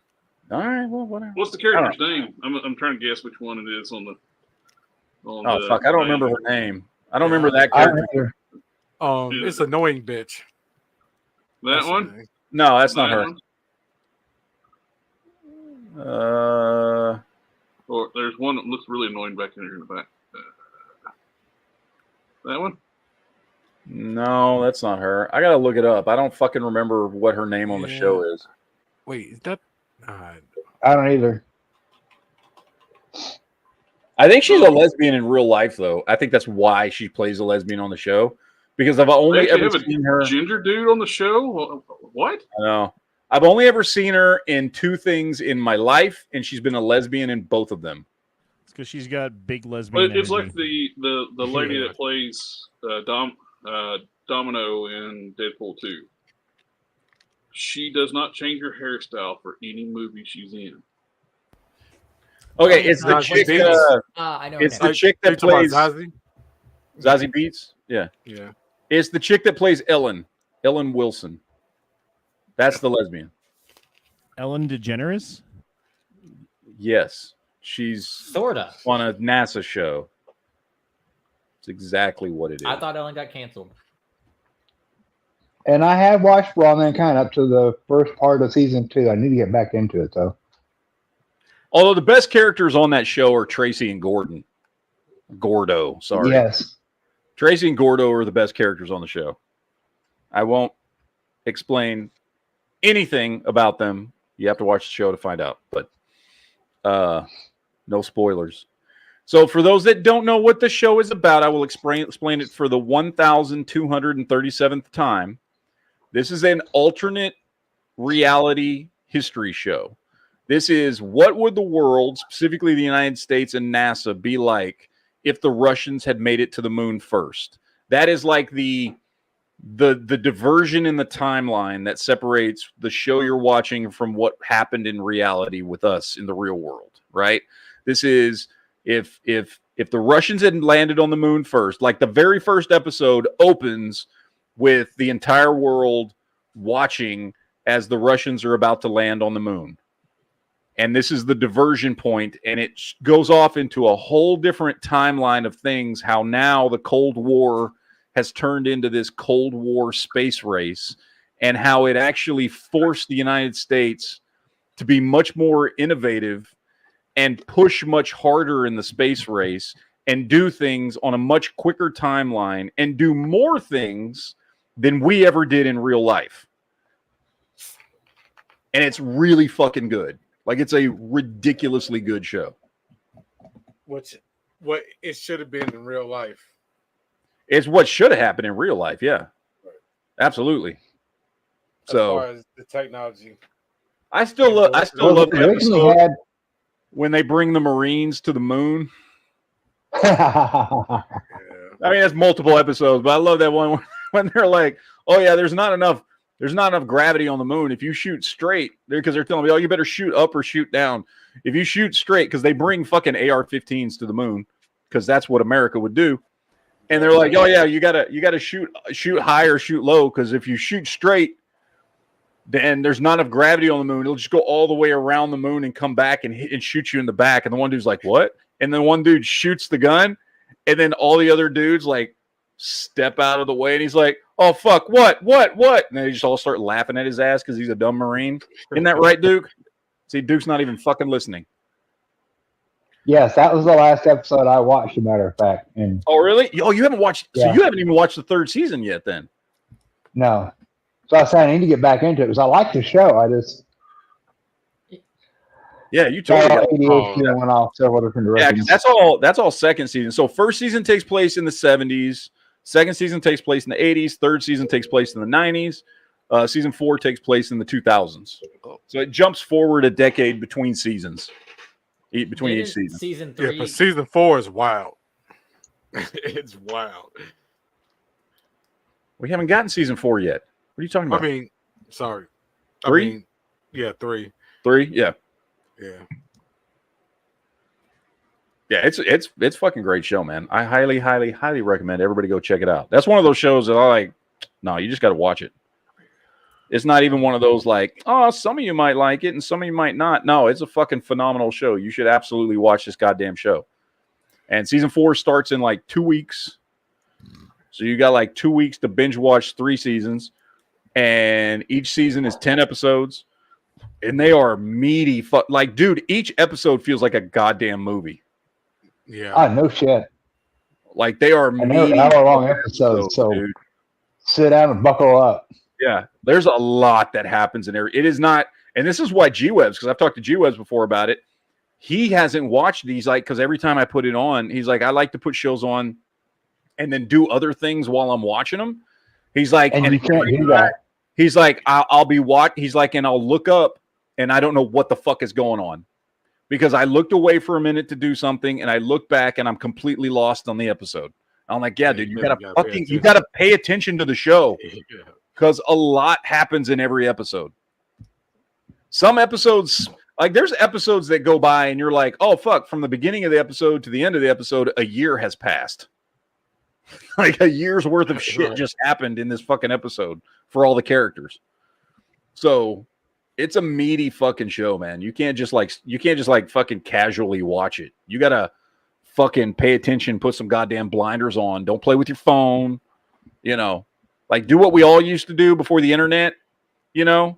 Pay attention. When must-see TV came on or whatever the fuck it was that you liked watching, where you just sat down and paid attention to what you were fucking watching and didn't do anything else. That's what you got to do with this show. You got to pretend like it's 1989, right? How did we live back in those caveman days? I know, it's crazy, isn't it? It's hard to go back. Like, I find it really hard to I'm basically doing not what I was play doing on my back phone. then. I'm listening to y'all while I'm doing the hobby stuff. Yeah. No, I find it hard to like just watch a show without like wanting to play on my phone or something, you know? Yeah. It's difficult because I've gotten so used to like, and look, it's to all of our detriment, right? Oh, it's bad that this is a thing. It's bad that this is a thing because you feel like you constantly need some sort of like stimulus, some sort of stimuli. Like I need to be doing multiple things at the same time to keep my brain active. Because if I just try and sit there and watch something, I'm like, fuck, I feel like I'm going to get bored. Now, I will say I've been able to fucking put my phone down watching Loki. I was able to put my phone down when I watched Ahsoka. Those are the last 2 shows that I've watched that like I fucking could like just complete. Like I didn't even, my phone was sitting way over here while I'm watching it. I watched them on my phone, so. Ahsoka.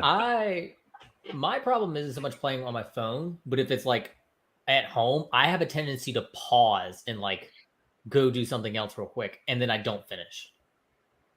Oh, no, you can't do that. You gotta just fucking let it go. I like, especially if it's a show I like, man. I fucking like me and my wife. We go in the bedroom and fucking close the door. I don't want to be interrupted by kids or nothing. Fucking leave me the fuck alone. Go play in your room. Go do something else. You know what I mean? Let me fucking focus on this shit. Because, yeah, no. I don't want to pause it. You know what I mean? Wait, you're watching movies when you're doing this? Yeah. Yes. Like TV movies. Close the door and kick the kids out and tell them not to bother you? Yeah. Okay. If we're fucking, I'll lock the door. If I'm just watching TV, I just close the door. There's a difference. He drags the chef robe just in front of the door. Just, all right, we're good. Mm-hmm. Oh, I'm just like, don't walk this far down the hallway, kids, unless you want to see something you don't want to see. Scarred for life. Yep. Matt, you should look at the link I put in the private chat. It's a great new product. I've already ordered some. Is it a penis enlargement pump? No. No. Okay. But it's $40. What the fuck? You want some lean? What is this shit? Arnold Palmer remix of peach tea and lemonade. You'll be wanting a double cup of this purple drink. And trust us when we say it's so good, you can leave your Jolly Ranchers at home. What the fuck is this? Do you know what G Fuel is? Yes. Is that what this is? It's a competitive brand of G Fuel. It's just so like it's just an energy drink. Yeah, it's just an energy drink you mix in water, but it's got freaking Joe Biden and it's lean. That is great. I thought this was a joke. This is real. Okay. No, I've ordered stuff. It's real. That's hilarious. Jesus Christ. So it does the opposite of real lean. Maybe Joe Biden needs some of this. Wake his ass up once in a while. It looks like he's always about to fucking fall asleep. Okay. That's a lot though. $40 for that thing? It's 100 servings though. That's still a lot of money. Like, yeah, it is. Soda's way cheaper. No, it's not. Yes, it is. It's 1 scoop a serving. I go to Sam's and buy my Dr. Pepper. Okay, a 32 pack for like $10 or $11. It's way fucking cheaper than that. I'm just saying. Anyway. Plus, you got to buy your bottle of water too to go with it. Yeah, you got water. You just get tap water. Okay, that's fucking nasty, but okay. Well, that lets you drink the tap water. Now we know how Alabama does it. Just drink the fucking tap water. Yeah, it's good for you. There's fluoride and all. There you go. No, whatever other chemicals they throw in that shit. A little bit of mercury. Yeah. Well, the lean hides the mercury in the. It does. The fluoride. It makes the mercury it's like one of those things where it like envelops the mercury molecules and makes them easily digestible. What is it for? If Jolly's drinking the tap water, how long till he transitions? There you go. You want to say I want a well, so there ain't none of that crap in the water. Dude, my dad's house is on well water. I hate how rusty our bathroom gets. I got some good old tap water in this bottle right here. Oh, out there in the chat, Calhoun was saying out there in the chat, is Collector Express making a Space Ghost figure? Yes, he is. Show that Space Ghost figure again that you're working on. Space Ghost Coast to Coast? Yep. Yeah. Space Ghost. What are you gonna do for the cape? Are you gonna go cloth or? I'm gonna go do a cloth cape. I'm actually gonna drill a couple holes here. Don is making me a wired cape, so I will drill them like right above the triangle on each side, and insert them that way, and it'll be a permanently fixed cape. He's even putting like the wave pattern on the bottom of the cape too. Oh, that's cool. The head was 3D printed by Box of Cannons. Is that you made that out of? Was that Magneto? What was that one? This was the Zero figure. Oh, Zero. That's right. Zero. Which actually isn't that the same body? No. Is that the same body? But Magneto's got different forearms and lower legs. Okay. Yeah, because that's the same one I made the fucking Magnus out of. Yep.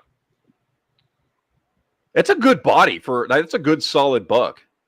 Oh yeah, it's originally started out Spider-Man UK. It's the Spider-Man UK body, which is a great mid-sized body. Yeah. Yeah. Copyright.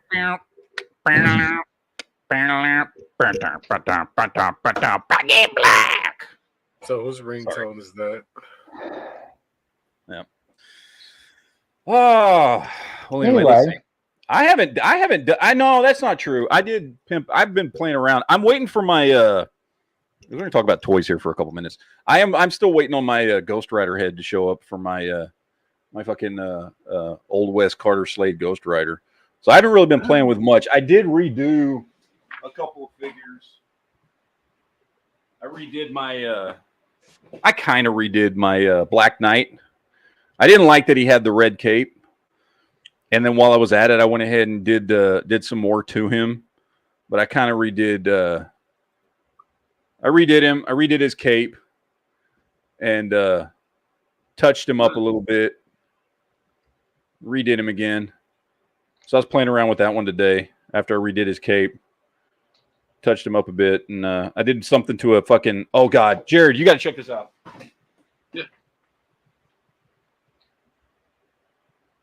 This was...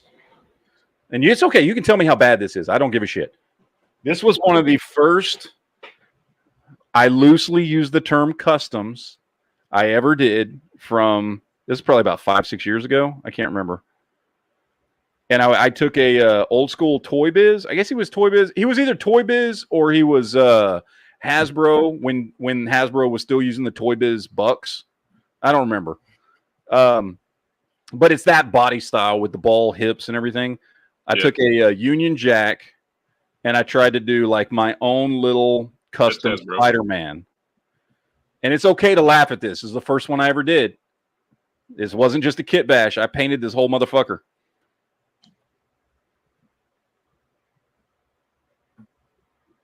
Hey, for a first full custom, that's not bad, man. It's a Union Jack body. The head is held on with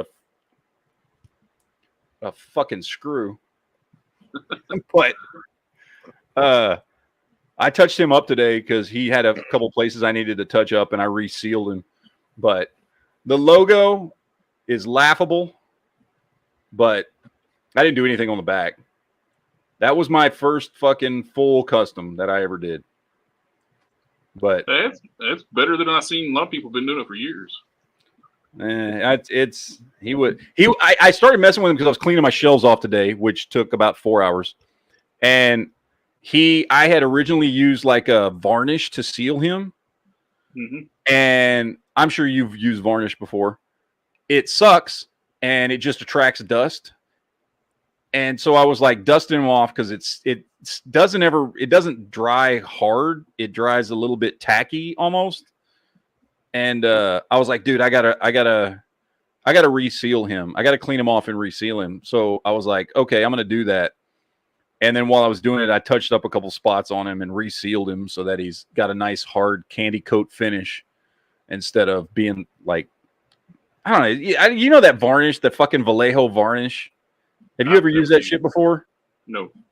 Yeah, it sucks. But when I first started doing customs, like I didn't know what to use to sealed paint, right? One of the guys on my channel was talking about using a decoupage varnish, and that's what this shit basically is. That Vallejo varnish is basically like decoupage fucking varnish. Like somebody asked like about sealing figures, and he said that. I said no. Yeah, do not put that on your figures. It fucking sucks. So no, I sealed it with the what's the shit? God damn it, the clear coat shit. Duke, yes, thank you. The shit. Anyway, so I sealed him with that, and I touched up a couple spots on him. But yeah, that's my first. The stuff that a big YouTuber says that doesn't exist, a hard sealing coat. Mm-hmm. Yeah, the stuff that doesn't exist. Yeah, so I touched him up a little bit and sealed him. All clear coats are the same. There's no such thing as a hard finish. But yeah, I pulled him off the shelf and dusted him off, and because I hadn't messed with him in so fucking long, and he was like looking bad. He had so much dust on him because that varnish shit, decoupage, fucking whatever. It's like clear Elmer's glue is what it feels like. And it just gets so tacky and sticky and attracts so much fucking dust. But I was like, you know what? It's time to redo. Oh, I also redid. Actually, I did it to another figure too. This is another one you can feel free to laugh at. I don't give a shit. Remember that retro carded Iron Man back in the day? That was just a redo of that other old Iron Man. Except he didn't have the big ass boots. So I'd redone him a long time ago. Oh yeah, that looks like the M2 universe. Yeah. What was it? Mainframe? Yeah. Yeah, I redid him a long time ago, and then today I did the same thing because he was also all the black on him was sealed with that fucking shitty Vallejo shit. So I took all that off and fucking resealed him with Duplicolor or whatever the fuck that shit is to bring him back to life a little bit. Because I like it. I love this color scheme. Yeah, I love black and gold together. Yeah, I love the color scheme. When I got him, I fucking took his shoulder pads off and filled in the holes for the shoulder pads, and then did the black and orange with his shit, and then gave him some black knee pads. I don't know why. You can tell with both of these. I was like, oh, knee pads should be a different color because reasons, I guess. I don't know. I was in a mood, so I gave him black knee pads and shit. But anyway, yeah, those are some of my. These may be. No, that's not true. I had one custom that I did out of what was the The Space Iron Man one. Fuck. What was that one called?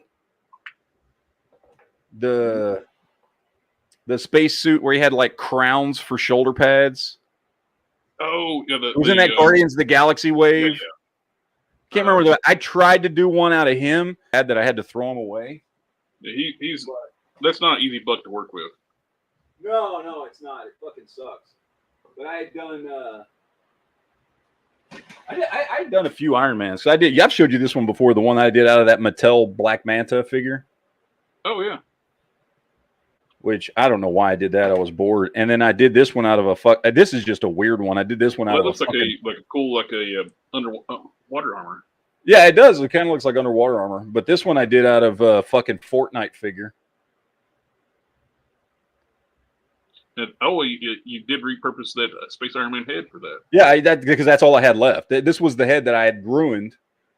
I'd ruined the body, and so I used his head and his feet because this Fortnite figure came with tiny little feet that look like cowboy boots. So, yeah. Those were some of my first fucking, shit from back in the day. So None of them are great. Although I do love this fucking Spider-Man. I just wish I could paint a better logo because the logo looks like shit to me. So but I'm not good at freehanding logos, which is what I did with that when I freehanded that fucking spider logo on his chest. Carter Slade's got a cool idea.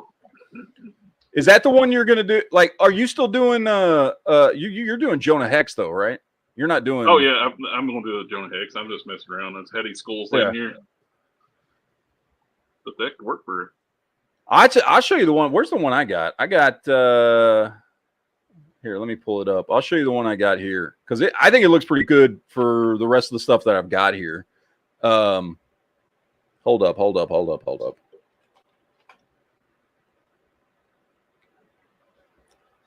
Dude, where is it?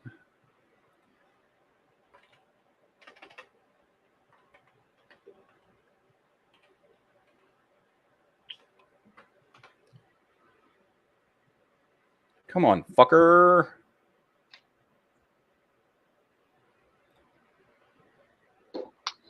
Yeah, this thing here. Yeah, let me share this shit. And I'll show you.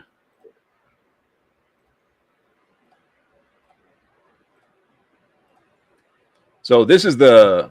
Ooh, nice. This is the head I'm getting. I like that. Yeah. I found this dude on eBay. This thing, I think, all said and done, shipping everything is about $20. So I think it'll go good with what I've got worked up here. So, because I've got the rest of him done. I've got Carter Slade all set up. And I've got the horse, obviously. I've got his horse set up here. You gonna put any fire on the hooves, or? I was going to, but it kind of restricts his movement. I don't know if I'm going to or not. We'll see. Maybe you could wrap them up and make them removable fire. Yeah, I mean, that's what I was going to do originally. And then I started playing around with him, and it's a really well articulated fucking horse. But like where I want to put the hooves messes with that lower piece of articulation, so I didn't do it yet. I might still do it. I don't know.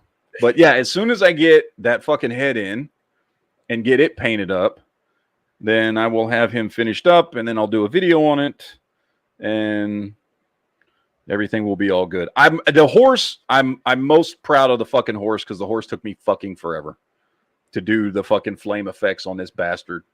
Took for fucking ever. I will explain. Brilliant idea, like using the paper clips for structure. Yeah. And I'm gonna when I do the video, I'm gonna break down how I did it. But I had to use like 7 paper clips along the main and embed them in and do all that shit and glue them down and then use that as the structure to build up the hot glue off of. And I had to do the same thing on the front and the same thing with the flames coming out of the nose. The tail was easy because I just built on top of the tail that was already there. I didn't have to use anything else for structure to hold it in place. So that was the easiest part to do.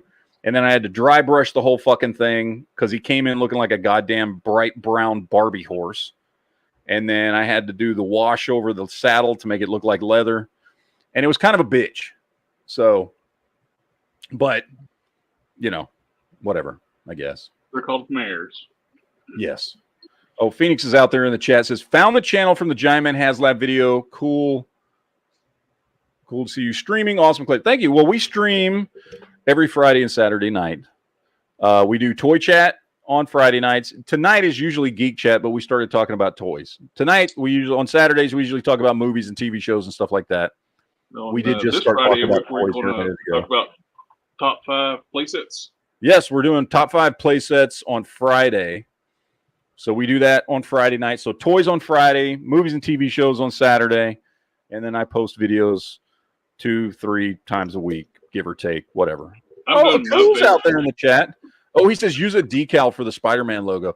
I would, yeah, if I could get a decent Spider-Man logo. I mean, like I said, I've got this one painted on. I did this so long ago. I guess I could use a decal on it if I wanted to. I'd have to, although I could just paint over this if I found a decent Spider-Man logo. I just have to find one that's the same shade of red because it's the same shade of red that's all over the rest of him. And it would look pretty good. It's an old, like I said, it's an old custom. I did not prep the joints on this fucker. Nothing. So yeah, it's not like I'm not going to put a lot of fucking work into them or anything. You know what I mean? My friend Dagobi Customs, I think I mentioned it yesterday, or you or Quinn one. Somebody reached out to him about wanting to do painting a custom Cobra Serpentor. Mm-hmm. And that figure is pinless figure. He's got texture all over his body, so there's no way to prep his joints. The only thing you can do is dye it, and dye don't hold; it'll start seeping out. Yeah. So it's an expensive figure. I told him I turned down the job. Somebody's wanting you to paint that up. There's no way you're going to be able to do that because somebody else painted up one. So the guy's like, "I want mine like that." And it's like, you're not going to. You're just end up going to fuck up an expensive figure. Because as soon as you start articulating the one that costs that much. Come off. That dude costs way too much money to be fucking around with that one. Yep. I told him I'd turn that down in a heartbeat and say, no, I'm not taking that job. Because you screwed up. He's not happy with it. What he's going to do? He's going to want you to pay for a new Serpentor. Yep. No, thank you. And that's why I make customs like this Black Knight here off of that shitty Dr. Doom, God Doom body. Because that figure is cheap as hell if you ever fuck it up. And but usually you got to buy like 4 of them to get a good one. Yeah, no shit. This one actually, when I got him in, he had a cracked crotch, which I had to glue back together, and it has held. His fucking crotch piece fucking cracked. I was like, God damn it. But for what I was doing, I was like, it wasn't that big a deal. And, you know, this is my favorite Black Knight. I like it better than the 2 I've gotten from fucking Hasbro. He's bulkier. He's yeah, he's big, bulky. He's not using that Bucky cap. Got the fucking big armor on and everything, and like the head's great. I got it from the what was it? The Coal Obsidian Black Knight wave or Coal Obsidian wave Black Knight. So the head sculpt's great, but I like this fucking God Doom body way better than any of the ones we've gotten from fucking Hasbro. So that's my like the waist coming part. This is the Vulcan that you got me for your solar. Yep. And as soon as I articulate the legs, I heard like a crack. The waist was not. They never glued the waist. They didn't even fucking bother gluing it. God damn it. This would have been awesome if I was actually going to change the color. Yeah. It's like there's not a drop of glue on that. Lazy shit. Well, at least it better that than it breaking. Yeah, I was like, oh, that's cool. Well, it's a bonus too. It's like now I know how this is put together. Yeah, at least that's way fucking simpler than if it broke. Like I said, fortunately, mine when it broke was just right there at the fucking taint. You know, right where the 2 molds come together, it cracked apart right there where it would normally be glued, and so I just glued it back together. It wasn't that big a deal, but you know. Yeah. Whatever. That'll be my solar when I get done. Yeah, which of course you're going to make look better than the one I have. It should look about the same. All right. You're going to be like, oh, now I learned on that one. Now I can make this one. Uh-huh. It's all right. It's all right. No, I don't give a shit, honestly. I love that fucking thing. I've got him on my I've got him and my Magnus on my like NECA shelf because I don't have anywhere else to put them right now. So at some point, as I get more Valiant characters, I'm gonna have to. It seems find very another weird. shelf Like for 'em. NECA hasn't done any more like comic properties besides Defenders and Flash Gordon. Yeah, those bucks they have are so good, dude. They're perfect. And I mean, they first started using them when they were doing the DC stuff with the like Superman versus Predator, Batman versus Predator, or whatever.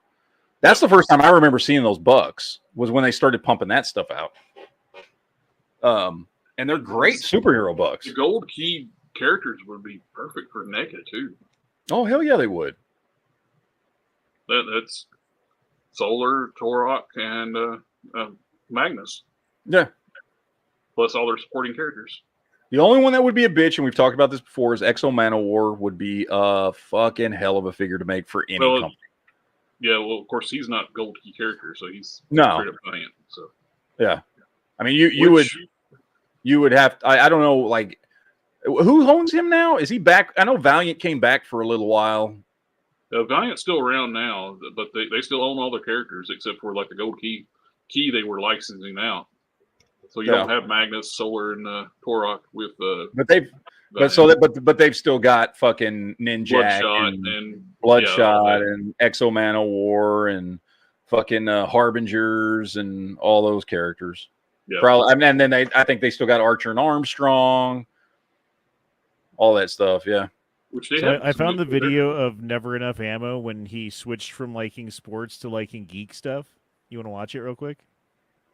I mean, that never happened. I've liked geek stuff my entire life, but okay.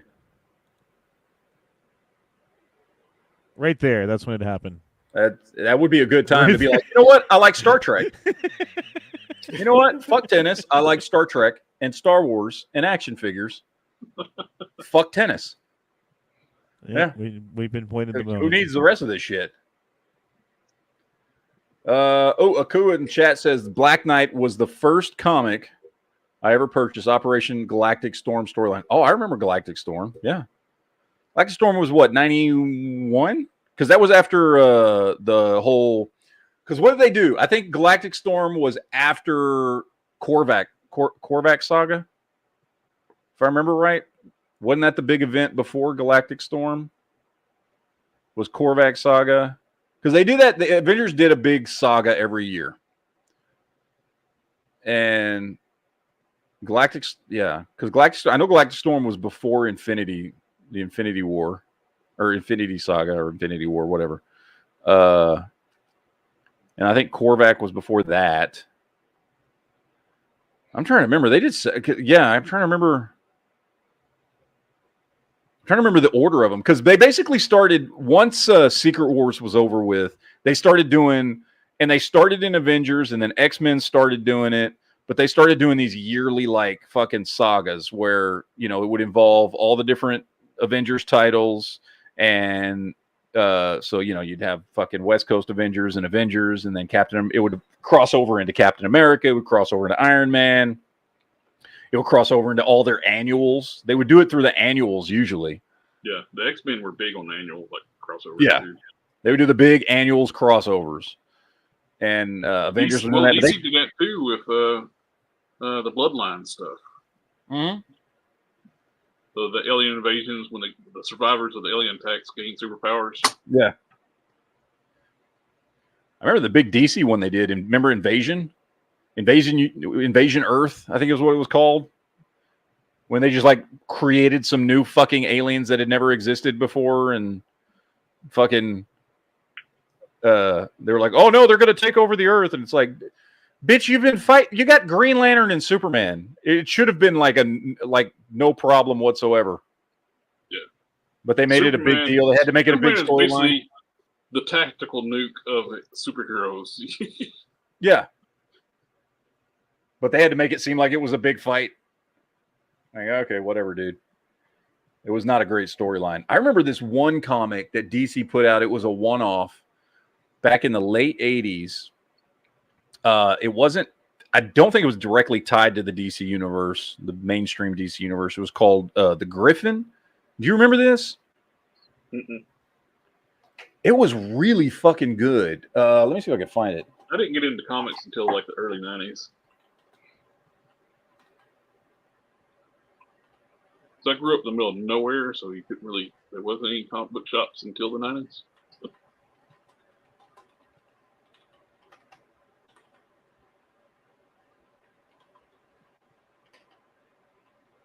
It was like a one-off fucking, yeah, 1991. Oh, it's just called Griffin. Sorry. Gryffindor. Griffin. Uncle Puff. Yeah, it was here, Cocoa Puffs. I'm cuckoo for Cocoa Puffs. Where is it? There we go. I do all my screen share shit, which takes like 57 fucking clicks just to get something to pop up I on the know, goddamn it's so screen. annoying with StreamYard sharing a screen. Yeah, let's see. Is it this it? No, that's not it. That's in mainstream. This was, it was just Griffin. No, yeah, these guys right. Yeah, this right here. This was the cover of number 1. They were trades. It was like 4 or 6 trades that came out. And this was like one of the covers. And then one of the covers was like Is he a banana? Yeah, it was like a giant banana alien dude. And it was this weird fucking one-off. And it was very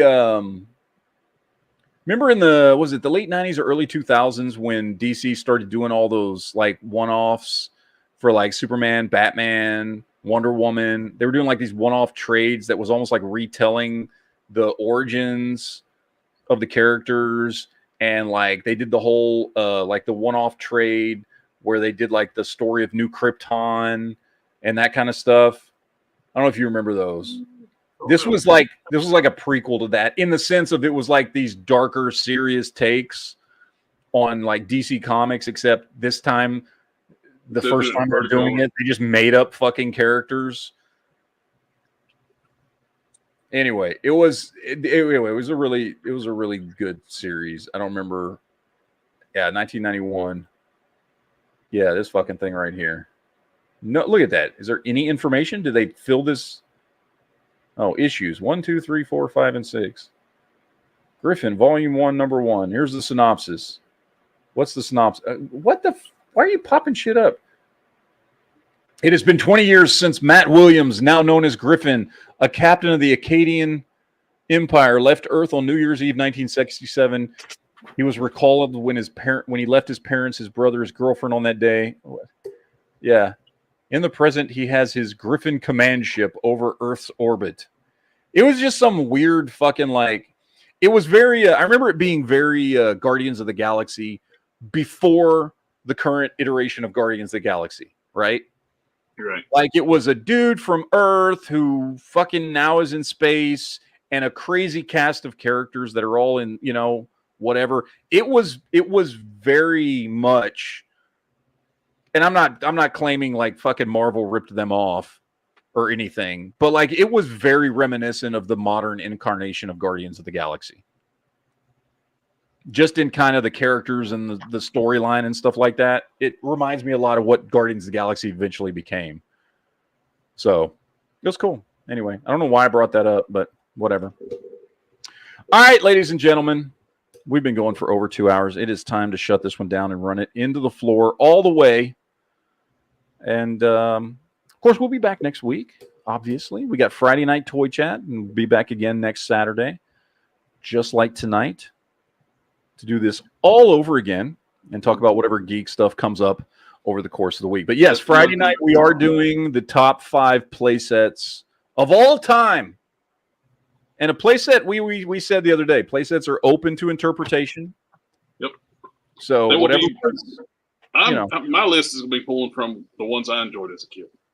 Yes, I think mine will too, as well. But and I think we even opened up even some of the like larger yes, they were quote unquote vehicles, but like, G.I. Joe had these large vehicles that were just play sets. I mean, that's what they were. I mean, technically it was supposed to be a vehicle. Transformers, the city bots were play sets. Yeah, those were play sets. Yeah. So, so very open. So we're going to do our top 5 play sets on Friday, and then we'll be back here for more movie and TV geek talk on Saturday. So that is it, guys. We will see y'all later. Enjoy the rest of your weekend.